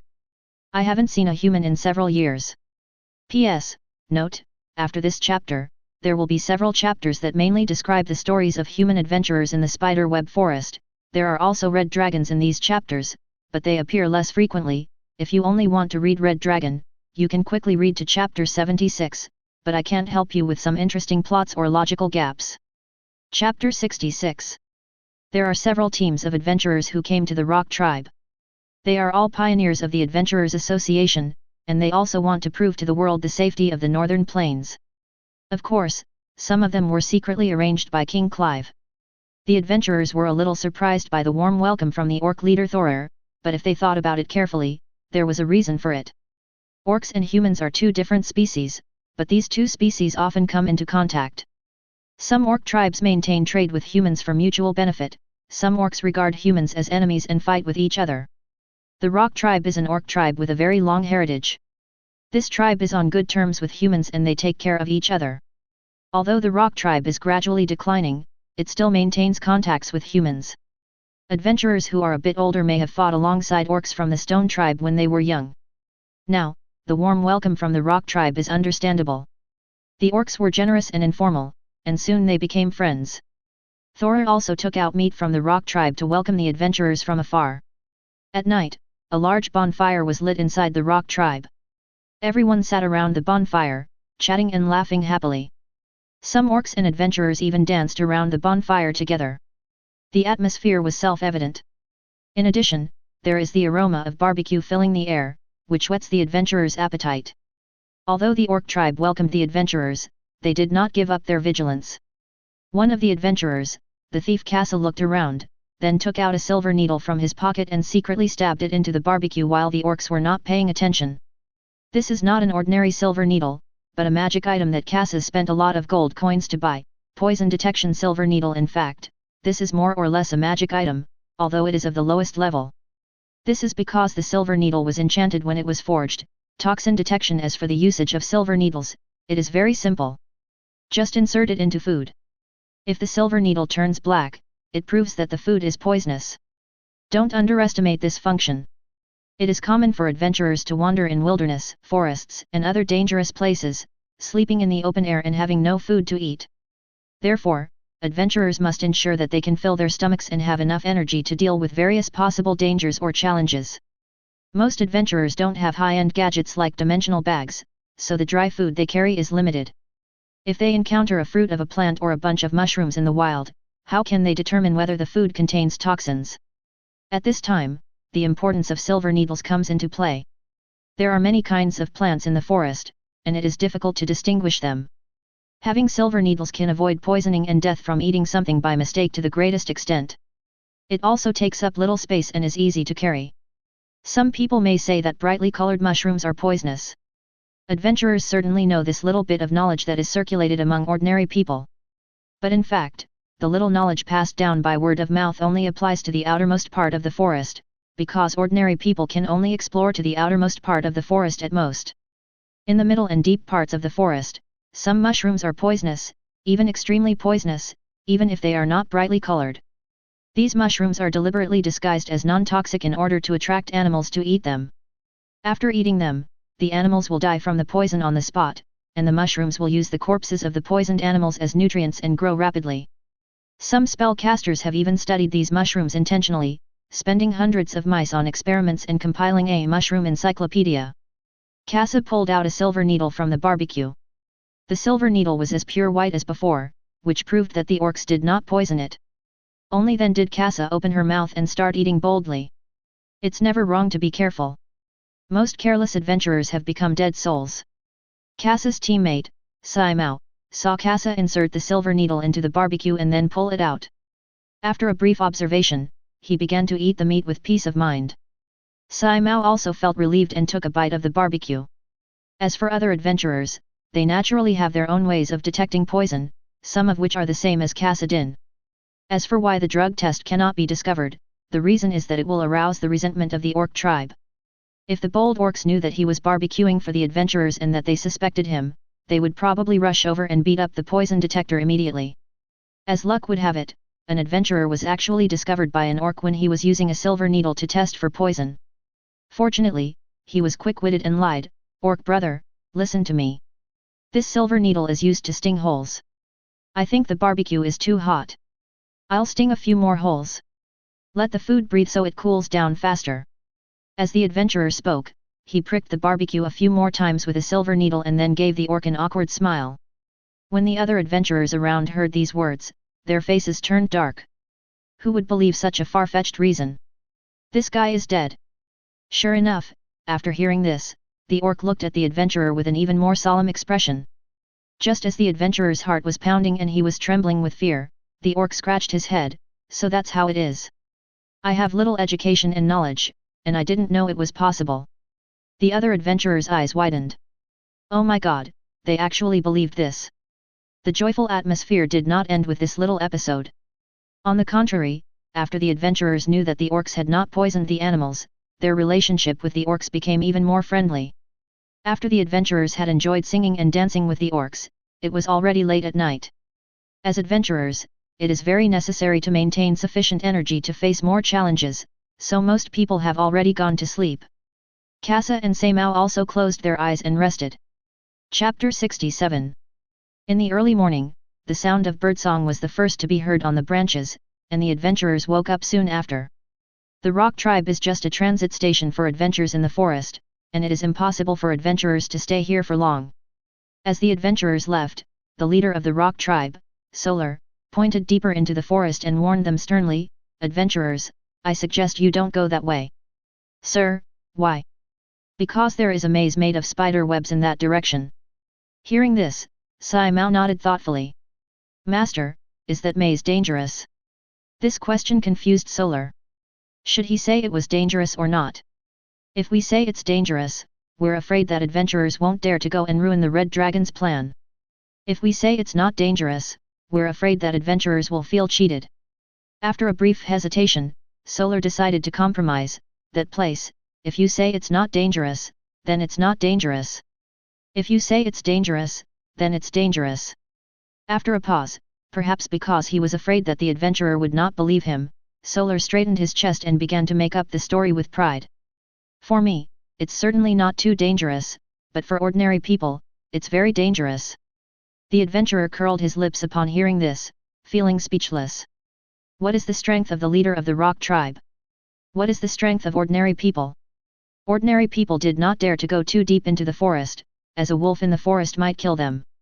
There are too many dangerous things in the forest to ordinary people, let alone mutant spiders. But then, Solar said again, "Actually, I don't know if it's dangerous for you, but I do know there are a lot of good things in there." Upon hearing this, the adventurer's eyes lit up instantly. Seimao also looked at the map he was drawing and responded, "Yes, I see. Thank you for telling me, Chief. I will pay attention to it." On the other side, Kassa was concerned about what was in the spider web maze. But it seems that most of them are mutated spiders, and the body materials of mutated spiders are quite valuable. After leaving the rock tribe, the teams of adventurers separated from each other. This was a consensus among everyone. After all, each team of adventurers does not know each other. If they encounter resources, there is no guarantee that they will not turn their swords against each other in the fight for resources. Moreover, adventurers from different teams do not trust each other. So everyone separated consciously to avoid disputes. In fact, it is said that they were separated from each other, but if you look at it from a bird's eye view, you can see that the teams of adventurers separated and then approached the spider web maze from different directions. Because the spider web forest is an area and does not have a single passage, the teams of adventurers did not meet each other and arrived at the outskirts of the spider web forest. Adventurers are a group of people who seek benefits in adversity. Generally speaking, the more dangerous the place, the greater the chance of making a fortune. The spider web forest mentioned by the orc leader, Thorir, gave the adventurers great curiosity. Everyone was thinking, the orc leader doesn't think it's dangerous, so it shouldn't be dangerous for a team of adventurers to go there. As for Seimao and Kassa, to be honest, they are not here to seek wealth like ordinary adventurers. They are adventurers recruited by the official one-time recruitment of the Kingdom of Lydon. This meant that their mission on this trip was to wander around the forest, then drink a few bottles of wine when they returned to the tavern, take out the trophies they had prepared in advance, and make up a vivid story to brag about the richness of the northern forest. After that, the tavern would gradually and subtly change the adventurers' views on the northern forest through the intentional and unintentional spread of the news by some people. As for drawing a new map, that is also a side job. Before figuring out a new area, the importance of the map is self-evident. The business opportunity is right in front of them. Before the new map becomes popular, they can sell it and make a lot of money. But when the map becomes popular, they will no longer be able to make money. At this time, the two trolls also entered the spider-web forest driven by curiosity. P.S. I don't know what happened recently, the data is not good. It may be that some people are raising books, but it is really easy to kill the books. But there is no other way. Can you give the author some free gifts to support him? I am so poor that I can't even afford to eat. At least I should ensure that the author can survive. Chapter 68. Although the other adventurers had already separated at this time, they all surrounded the spider-web forest and stood outside the spider-web forest, hesitating whether to go in. Even though it was almost noon, the large spider webs and leaves in front of me blocked the sunlight, making the spider-web forest appear a bit eerie and strange, and a faint chill came over me.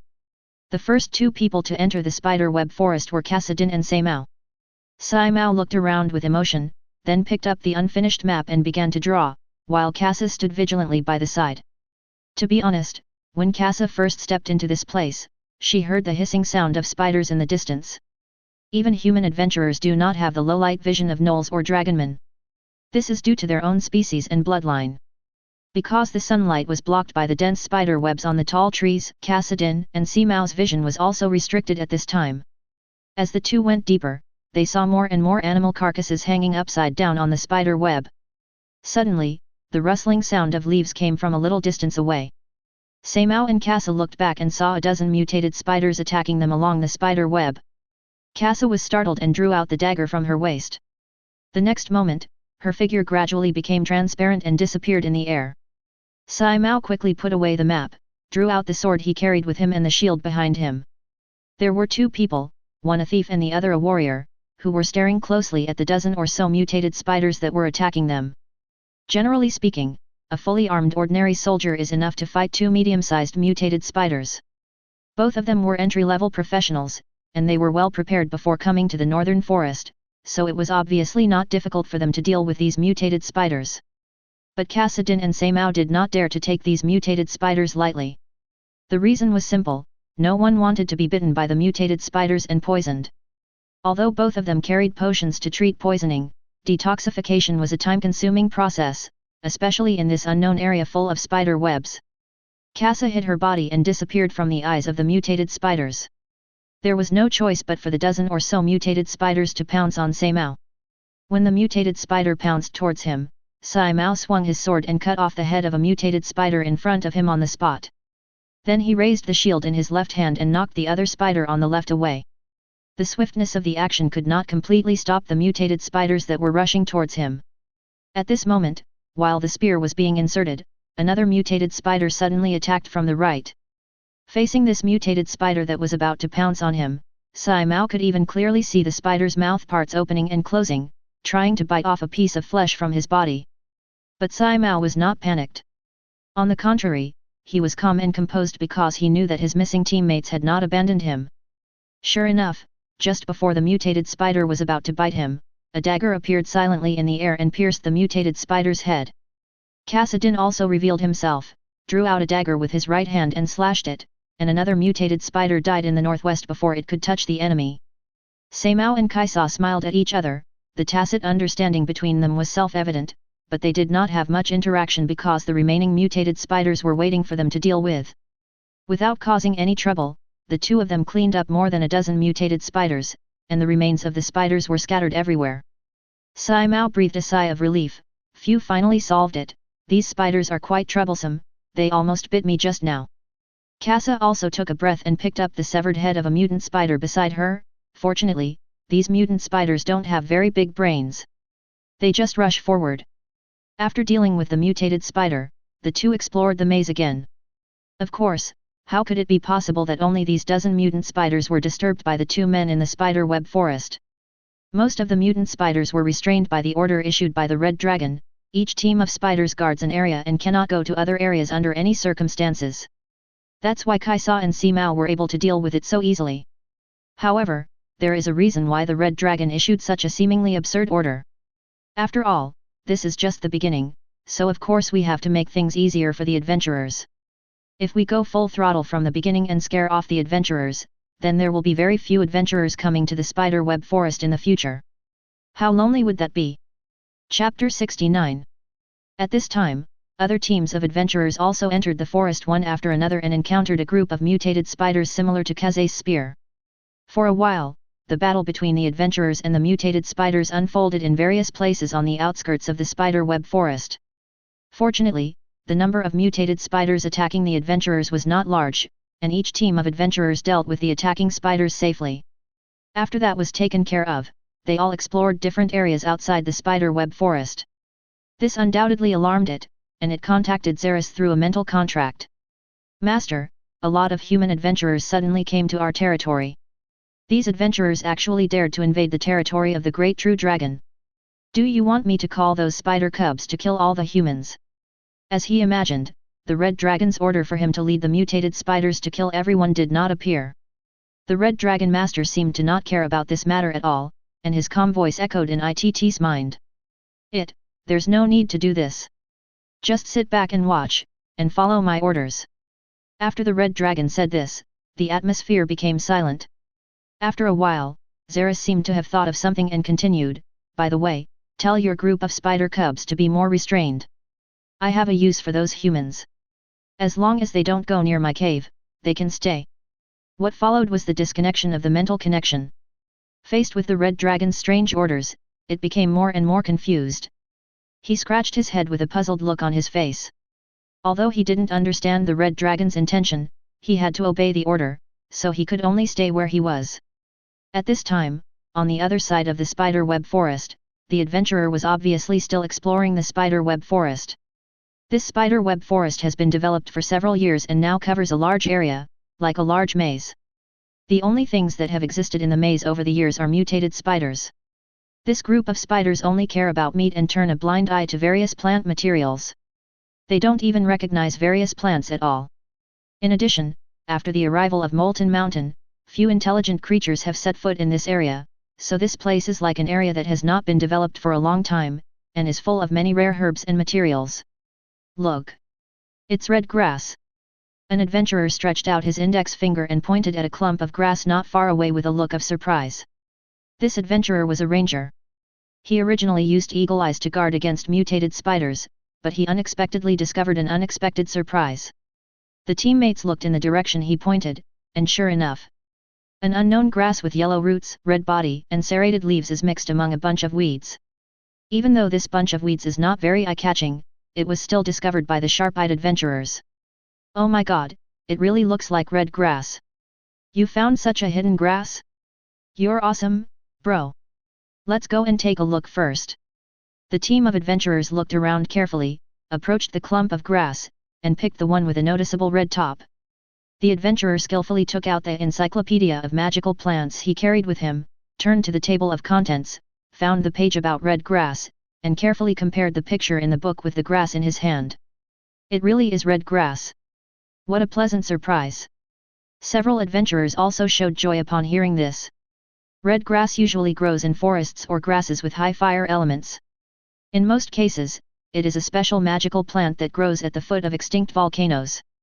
This red grass contains some fire elements, so the grass is red.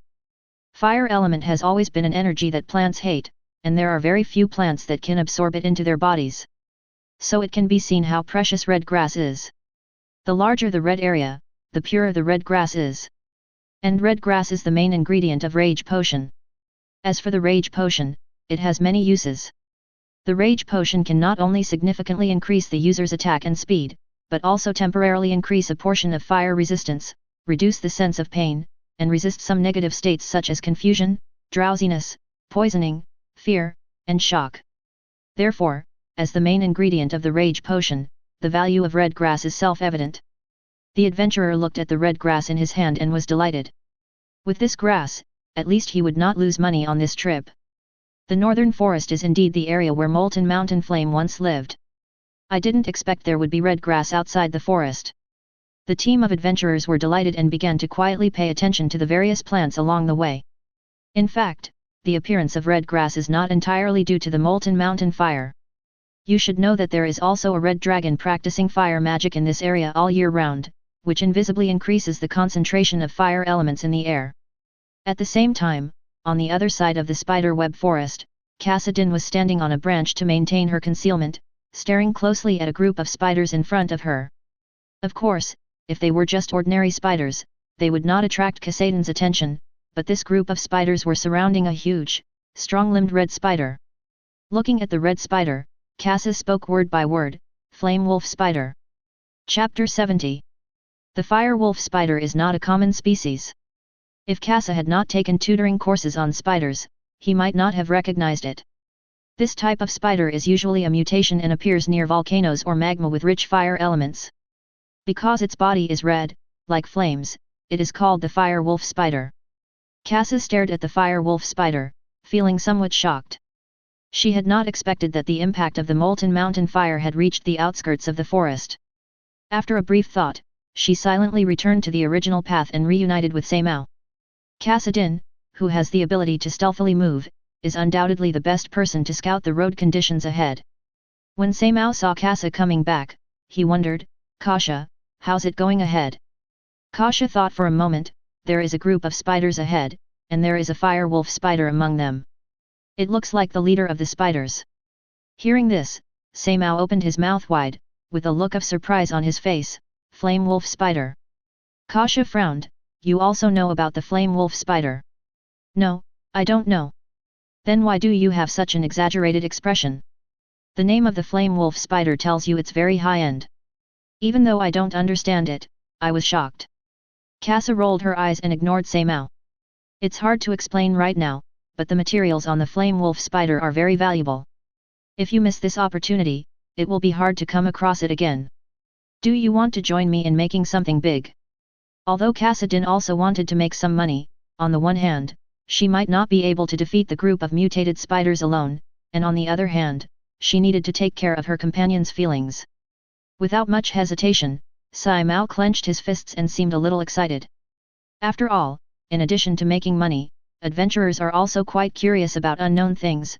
Come on, now that we're here, how can we not do something together? I haven't even seen a fire wolf spider yet. Kasha also nodded excitedly, well, wait a minute and you will.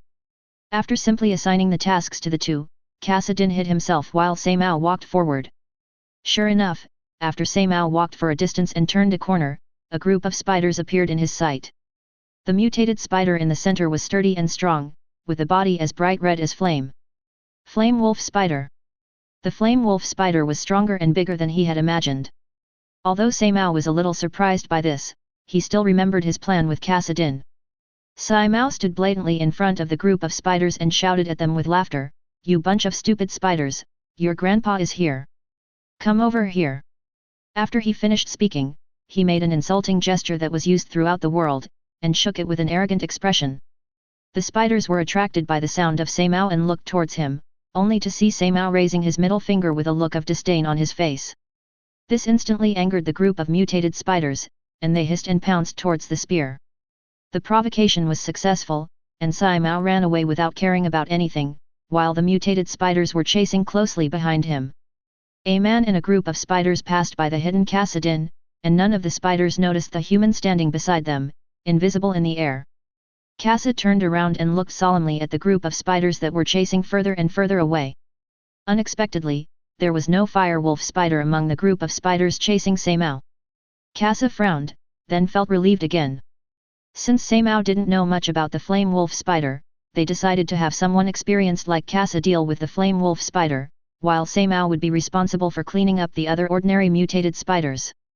The first step of the plan is for Seimao to lure out the mutated spider, and then Kassadin will separate the more powerful fire wolf spider from the dark. But now it seems that the flame wolf spider did not chase out rashly. A smile appeared on Kassa's lips. This was even better. It saved the troublesome step of luring out the fire wolf spider, which was much more convenient. Thinking of this, Kassa bent slightly and walked carefully towards the location of the fire wolf spider.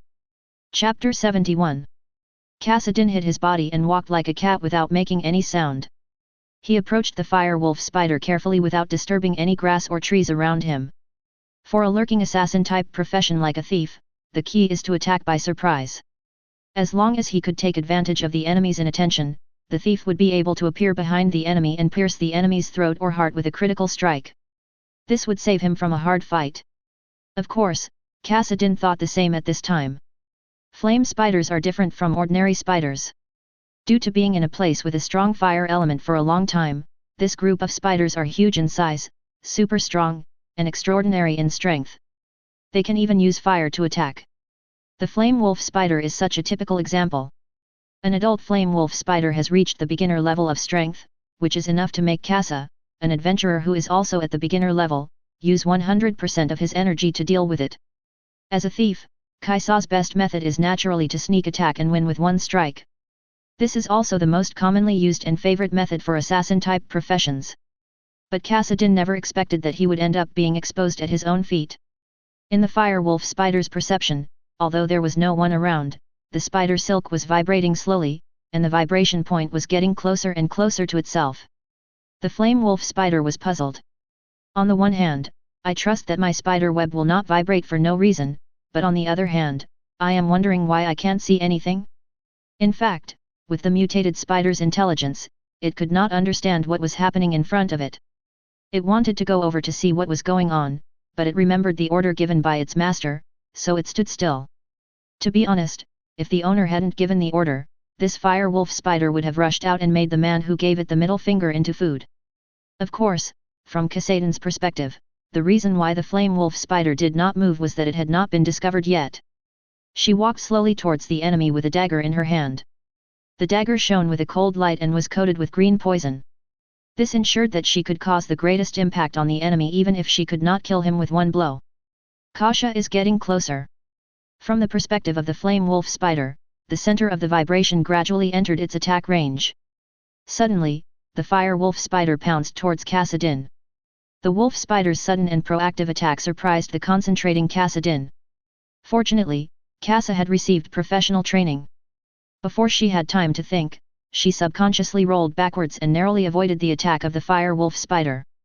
The fire wolf spider's attack missed, and its two front claws failed to pierce Kassadin, who dodged in time, but instead pierced into the pile of fallen leaves. In an instant, a hissing sound was heard, and the pile of fallen leaves was scorched by the high temperature of the fire wolf spider's front paws, and a burning smell entered the nose. At this time, Kassadin revealed himself, and a human adventurer appeared in front of the flame wolf spider. Kassa looked at the burnt leaves and gasped with lingering fear.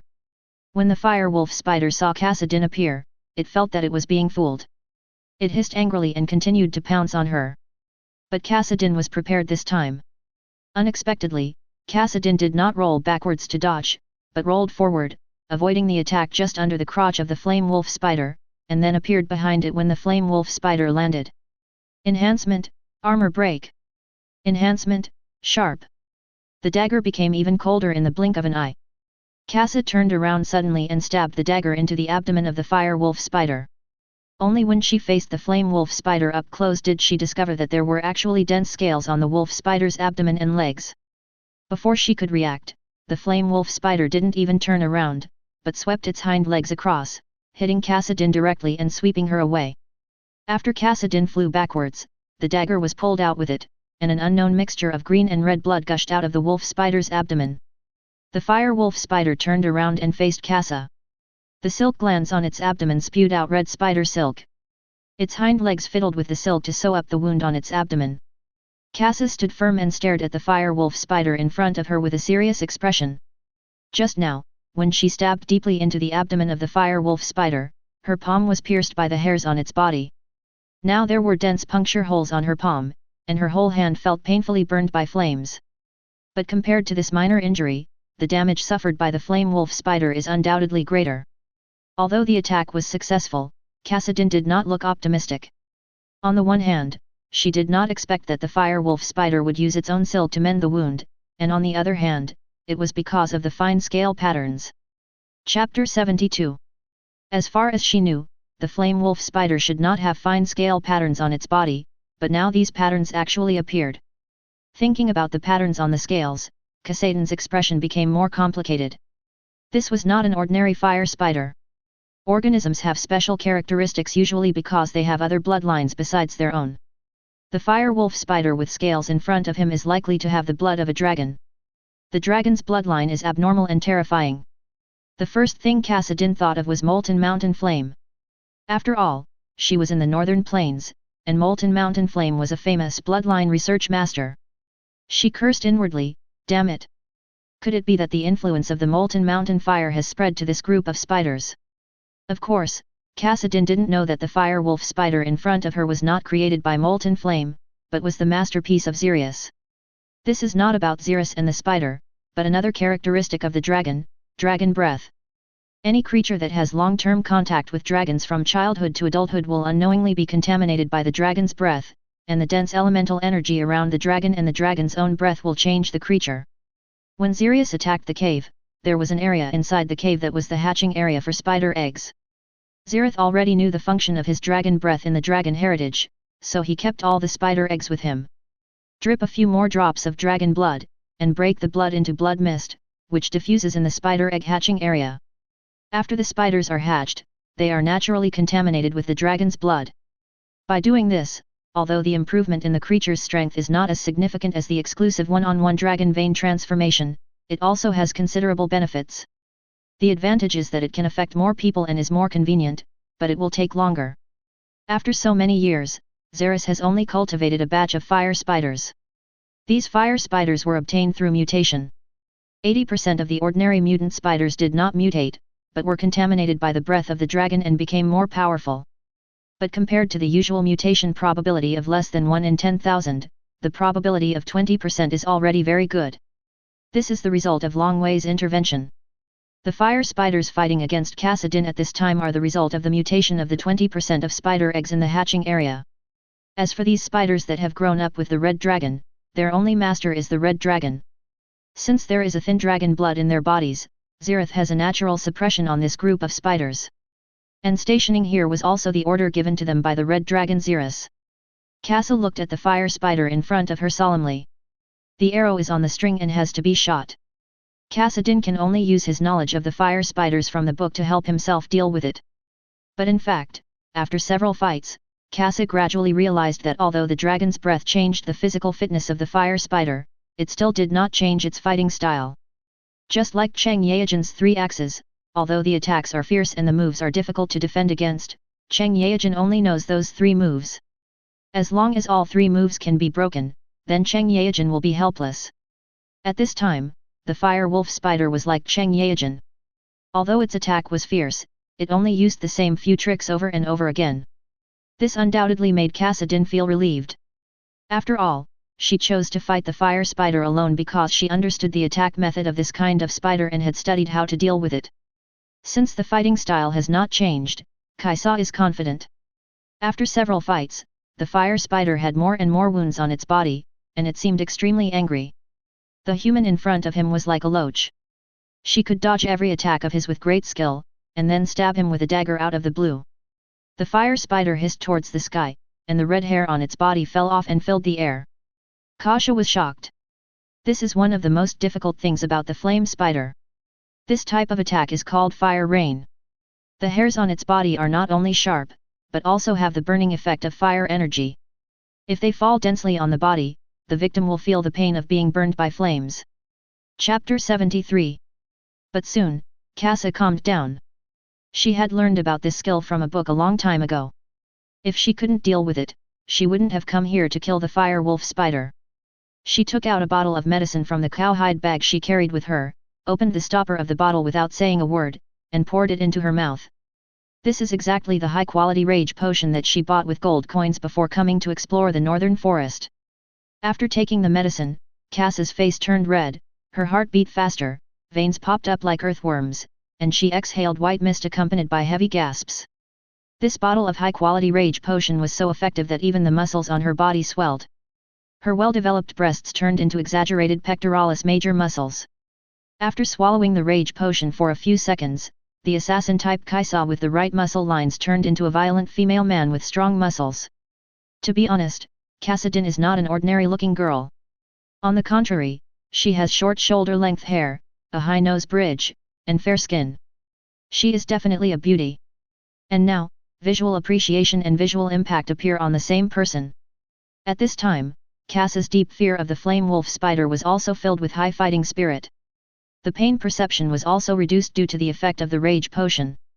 She didn't care about the hair on her body at all, picked up the dagger and short sword, and rushed towards the fire wolf spider, intending to have a hearty physical fight. Since the main ingredient of Fury Potion is red grass, Cassadin also has fire resistance, which makes the burning sensation on her body much less severe. In addition, the pain caused by the Fury Potion is weakened, so the effect of fire drizzle is obviously not enough at this time. When the fire spider saw Cassadin being so brave and rushing towards it with fire drizzle, it hesitated for a moment, then without looking back, jumped onto the big tree next to it and fled in panic. Although Cassadin drank the rage potion, she still had her basic rationality. After simply weighing the pros and cons, she stopped chasing. Who knows how many mutated spiders there are in this spider web forest? If I chase them out rashly, and encounter more mutated spiders, then no matter how powerful the violent potion is, it won't be able to save me. Thinking of this, Cassa stood there a little confused.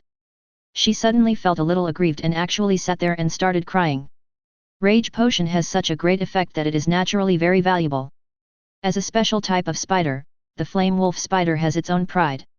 Generally speaking, this proud fire wolf spider will always charge forward recklessly when encountering an enemy that invades its territory or provokes it, and will never retreat. She originally wanted to spend a bottle of rage potion to exchange for the body materials of the fire wolf spider. This deal was a huge profit. But who would have thought that this flame wolf spider was so cowardly? It ran away after a short fight, which was totally inconsistent with the flame wolf spider's character. In this way, wouldn't I be at a big loss? This time I came to the northern forest, I didn't earn anything, and I even lost a bottle of expensive and high-quality rage potion. After all, Cassadin is still a girl. Being an adventurer, she works herself to death, does not make any money, and even loses money. How can she not feel aggrieved? At this time, Seimao dealt with the group of mutated spiders chasing him by pulling and kiting, and came here to help Cassadin deal with the more troublesome fire wolf spider. He didn't expect that when he arrived here, there was no Cassadin and flame wolf spider. He only saw a muscular man sitting on the ground with his back to him and crying. Suddenly, Seimao stood there in a daze, female. Looking at the well-developed muscles, if he hadn't heard the girls crying, he would have thought it was a strong man. Seimao swallowed his saliva and walked over slowly. "Excuse me, did you see?" Before she could finish her words, Cassa swung her hand that was wiping her tears and inadvertently attacked Seimao, who was standing behind her. "What the hell?" Seimao only had time to utter these two words before he was knocked to the ground. Cassa noticed the person behind her, turned around, and saw Seimao lying on the ground with a red palm print on his face. Cassa was shocked, and quickly lifted up Seimao and shook him vigorously. "Seimao, are you okay?" "I didn't mean it." Seimao coughed and said, "Okay, I'm fine. If you shake me again, I'll really be in trouble." Kaisa stopped what she was doing and took a long breath. That's good, that's good." Seimao breathed a sigh of relief, looked at Cassa with some fear, then pointed in a direction and said calmly, "I just saw, there's a box over there. P.S. The author asks for a wave of free gifts. Free is fine, no need to pay. In addition, sincere thanks to all the readers who gave gifts and persisted to read this far." Chapter 74. Hearing this, Cassa stopped crying, wiped the tears from the corners of her eyes slightly red, and asked in confusion, "Where?" Seimao looked at the muscular woman in front of him, swallowed his saliva, turned his head and pointed to the place where the fire wolf spider was guarding just now. "There." Cassa looked in the direction of Seimao's finger, and sure enough, a treasure chest that was hidden a little bit was standing quietly in a bunch of weeds. Cassa's eyes lit up, and at the same time, she had a more reasonable explanation for the flame wolf spider's behavior. The reason why the flame wolf spider did not go out was because it was guarding its treasure chest and was worried that the treasure chest would be taken away by thieves after she left. But since the fire wolf spider has treasure, according to the character of this creature, it should not give up its treasure easily. Cassa didn't think much about it and could only blame it on the fire wolf spider being too cowardly. Although the excitement of seeing the treasure chest was enough to cover up her sadness, Cassadin still did not let her guard down. After searching around and making sure there were no hidden traps, he went over, parted the brush, and picked up the treasure chest. Although the entire treasure chest is a treasure chest, it looks more like an ancient wooden box. Kaisa and Seimao opened the treasure chest with great expectations. At this time, the fire spider that was fighting with Kassadin ran for a long time, and only stopped after confirming that Kassadin did not catch up. That was definitely the most terrifying muscular female human it had ever seen. Although he had never seen a human being since he was born, his intuition told him so. As for the treasure chest, the flame wolf spider knew that it was guarding the treasure chest. After all, the task assigned to it by its red dragon master was to guard the treasure chest. But when the owner gave it the task, he also gave it a more important task than guarding the treasure chest, which is, to protect itself. That's why the flame wolf spider ran away in an unusual way. As for this treasure chest, it actually doesn't know what's inside. Let's turn our attention back to Kassadin and Seimao. They opened the wooden box and a golden light came into view. Inside the wooden box was a large area of gold coins sparkling with golden light. Kaisa and Seimao's eyes lit up. After counting, there were 37 gold coins in the wooden box. There was even an earth crystal stone among them. Earth crystal is a special crystal that is born after a long period of infection by earth element energy. It contains dense earth element energy and is required for various craftsmanship related to earth element magic items. It was these gold coins and earth crystals that made this adventure pay off, and Kassadin looked much better. She took advantage of the effects of the rage potion to hunt down the mutated spiders and take out useful body materials. At the same time, various adventurers who went to the northern forest made discoveries and made a fortune. A few days later, because they were a little deeper in the spider forest, the adventurers discovered that there were countless mutated spiders. So for the sake of their own safety, none of the adventurers chose to move on, but instead returned with a full load. All of this was seen by Zeris, and the adventurers naturally passed by the rock tribe on their return. Solar's mind link sounded, "Master. These adventurers are back. What should I do next?" Zeris just smiled lightly, "Let them go back. This is also part of my plan. You can't catch a wolf without sacrificing a child." Solar nodded thoughtfully. Although he didn't understand, he had a feeling that the red dragon had a big plan. Chapter 75. When the adventurers returned to Pingchuan City with a full load, all of them were shocked. Because those people gained so much, such as red grass, red mushrooms, the shells, venom and limbs of mutant spiders, and even the gold coins collected by mutant spiders. Without exception, the first group of adventurers who headed north made a fortune, making others jealous and regretful. A few nights later, Kasa and Seimao were drinking, their faces flushed, and boasting loudly in the tavern. "Seimao, I heard that you teamed up with Kaisa and went into the northern forest to make a fortune. Can you tell us what's in the northern forest?" Seimao took a sip of wine and laughed, "Do you know the rock tribe?" Hearing these words, many young adventurers from other places were confused. The rock tribe? What is the rock tribe? What does this have to do with the North Forest? I heard that the rock tribe is an orc tribe. At this time, a tall bartender with a slightly weathered face and a white beard sat down and took over the topic. The rock tribe? I know. I used to go there often when I was young. Is the rock tribe still there now? Seimao smiled and said, "Of course it's still there. I mean, the rock tribe is really hospitable. They even treated us to barbecue. Kasa and I were afraid it might be poisonous, so we used a poison detecting silver needle to test it. Will the orcs beat you up if they see you?" Seimao said with joy, "How is that possible?" Of course, they tested it without the orcs' knowledge. Surprisingly, one person was actually discovered by the orcs. Can you guess how he explained it? The adventurers in the tavern who had never been to the northern forest listened attentively to the interesting stories told by Seimao, which caused bursts of laughter from time to time. There was also a bard next to him. He put his zither aside, held a pen in his hand, and lay over the table, listening carefully to the stories told by Seimao.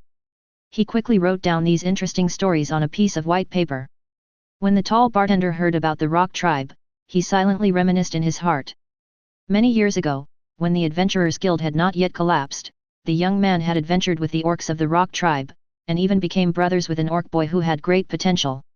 However, due to the arrival of Molten Mountain, he had to give up his career as an adventurer. The bartender sighed, "I didn't expect that the rock tribe is even more enthusiastic now than before." The story told by Seimao continues. When Sai Mao talked about the thrilling battle with the mutated spider, all the listeners' hearts were gripped. When he talked about the victory of the battle, the listeners couldn't help but breathe a sigh of relief. Casa also drank a lot of wine and was a little drunk. Her fair face was slightly red, and with her delicate features, Casa looked somewhat cute at this moment. But as soon as Casa opened her mouth, all her cuteness disappeared. You don't know the fire wolf spider I encountered at that time. The wolf spider jumped over and I immediately. I drank a bottle of berserk potion and started fighting it. But it ran away. This really p'd me off. An adventurer nearby looked at the intoxicated Kaisa and wanted to tease her. Kasha? You didn't make up this story, did you? Kaisa glared at the adventurer. I made it up? I get angry when I think about it now.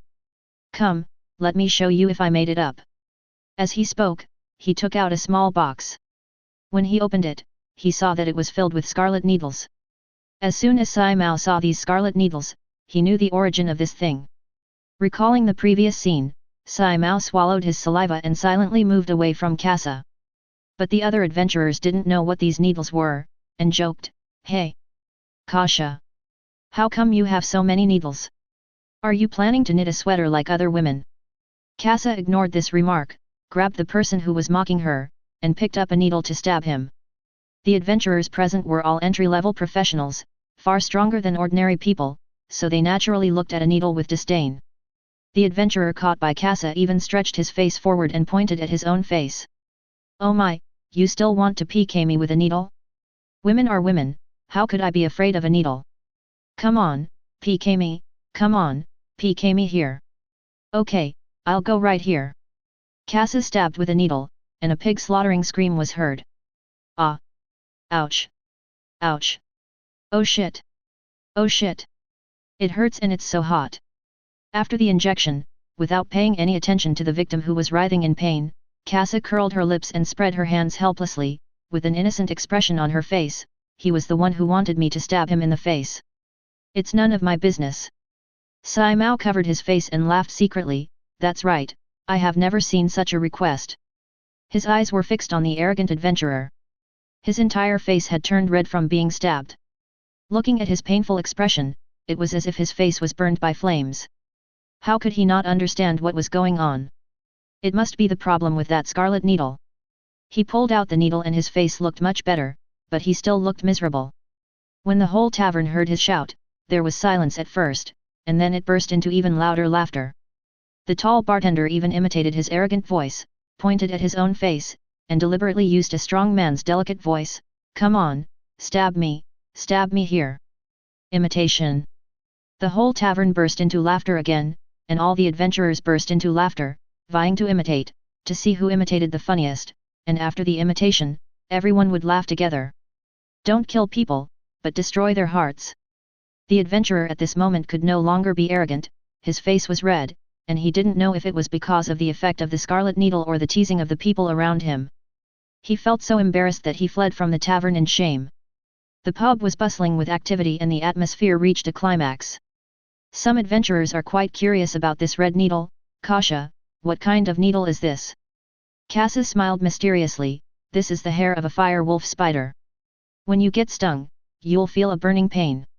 At the time, I was covered in this hair. If you enjoyed this video, please give it a like and subscribe to the channel so you're notified of future uploads. You can find the next parts in the playlist visible on the screen or on my channel. Thank you for watching, and I'll see you in the next one.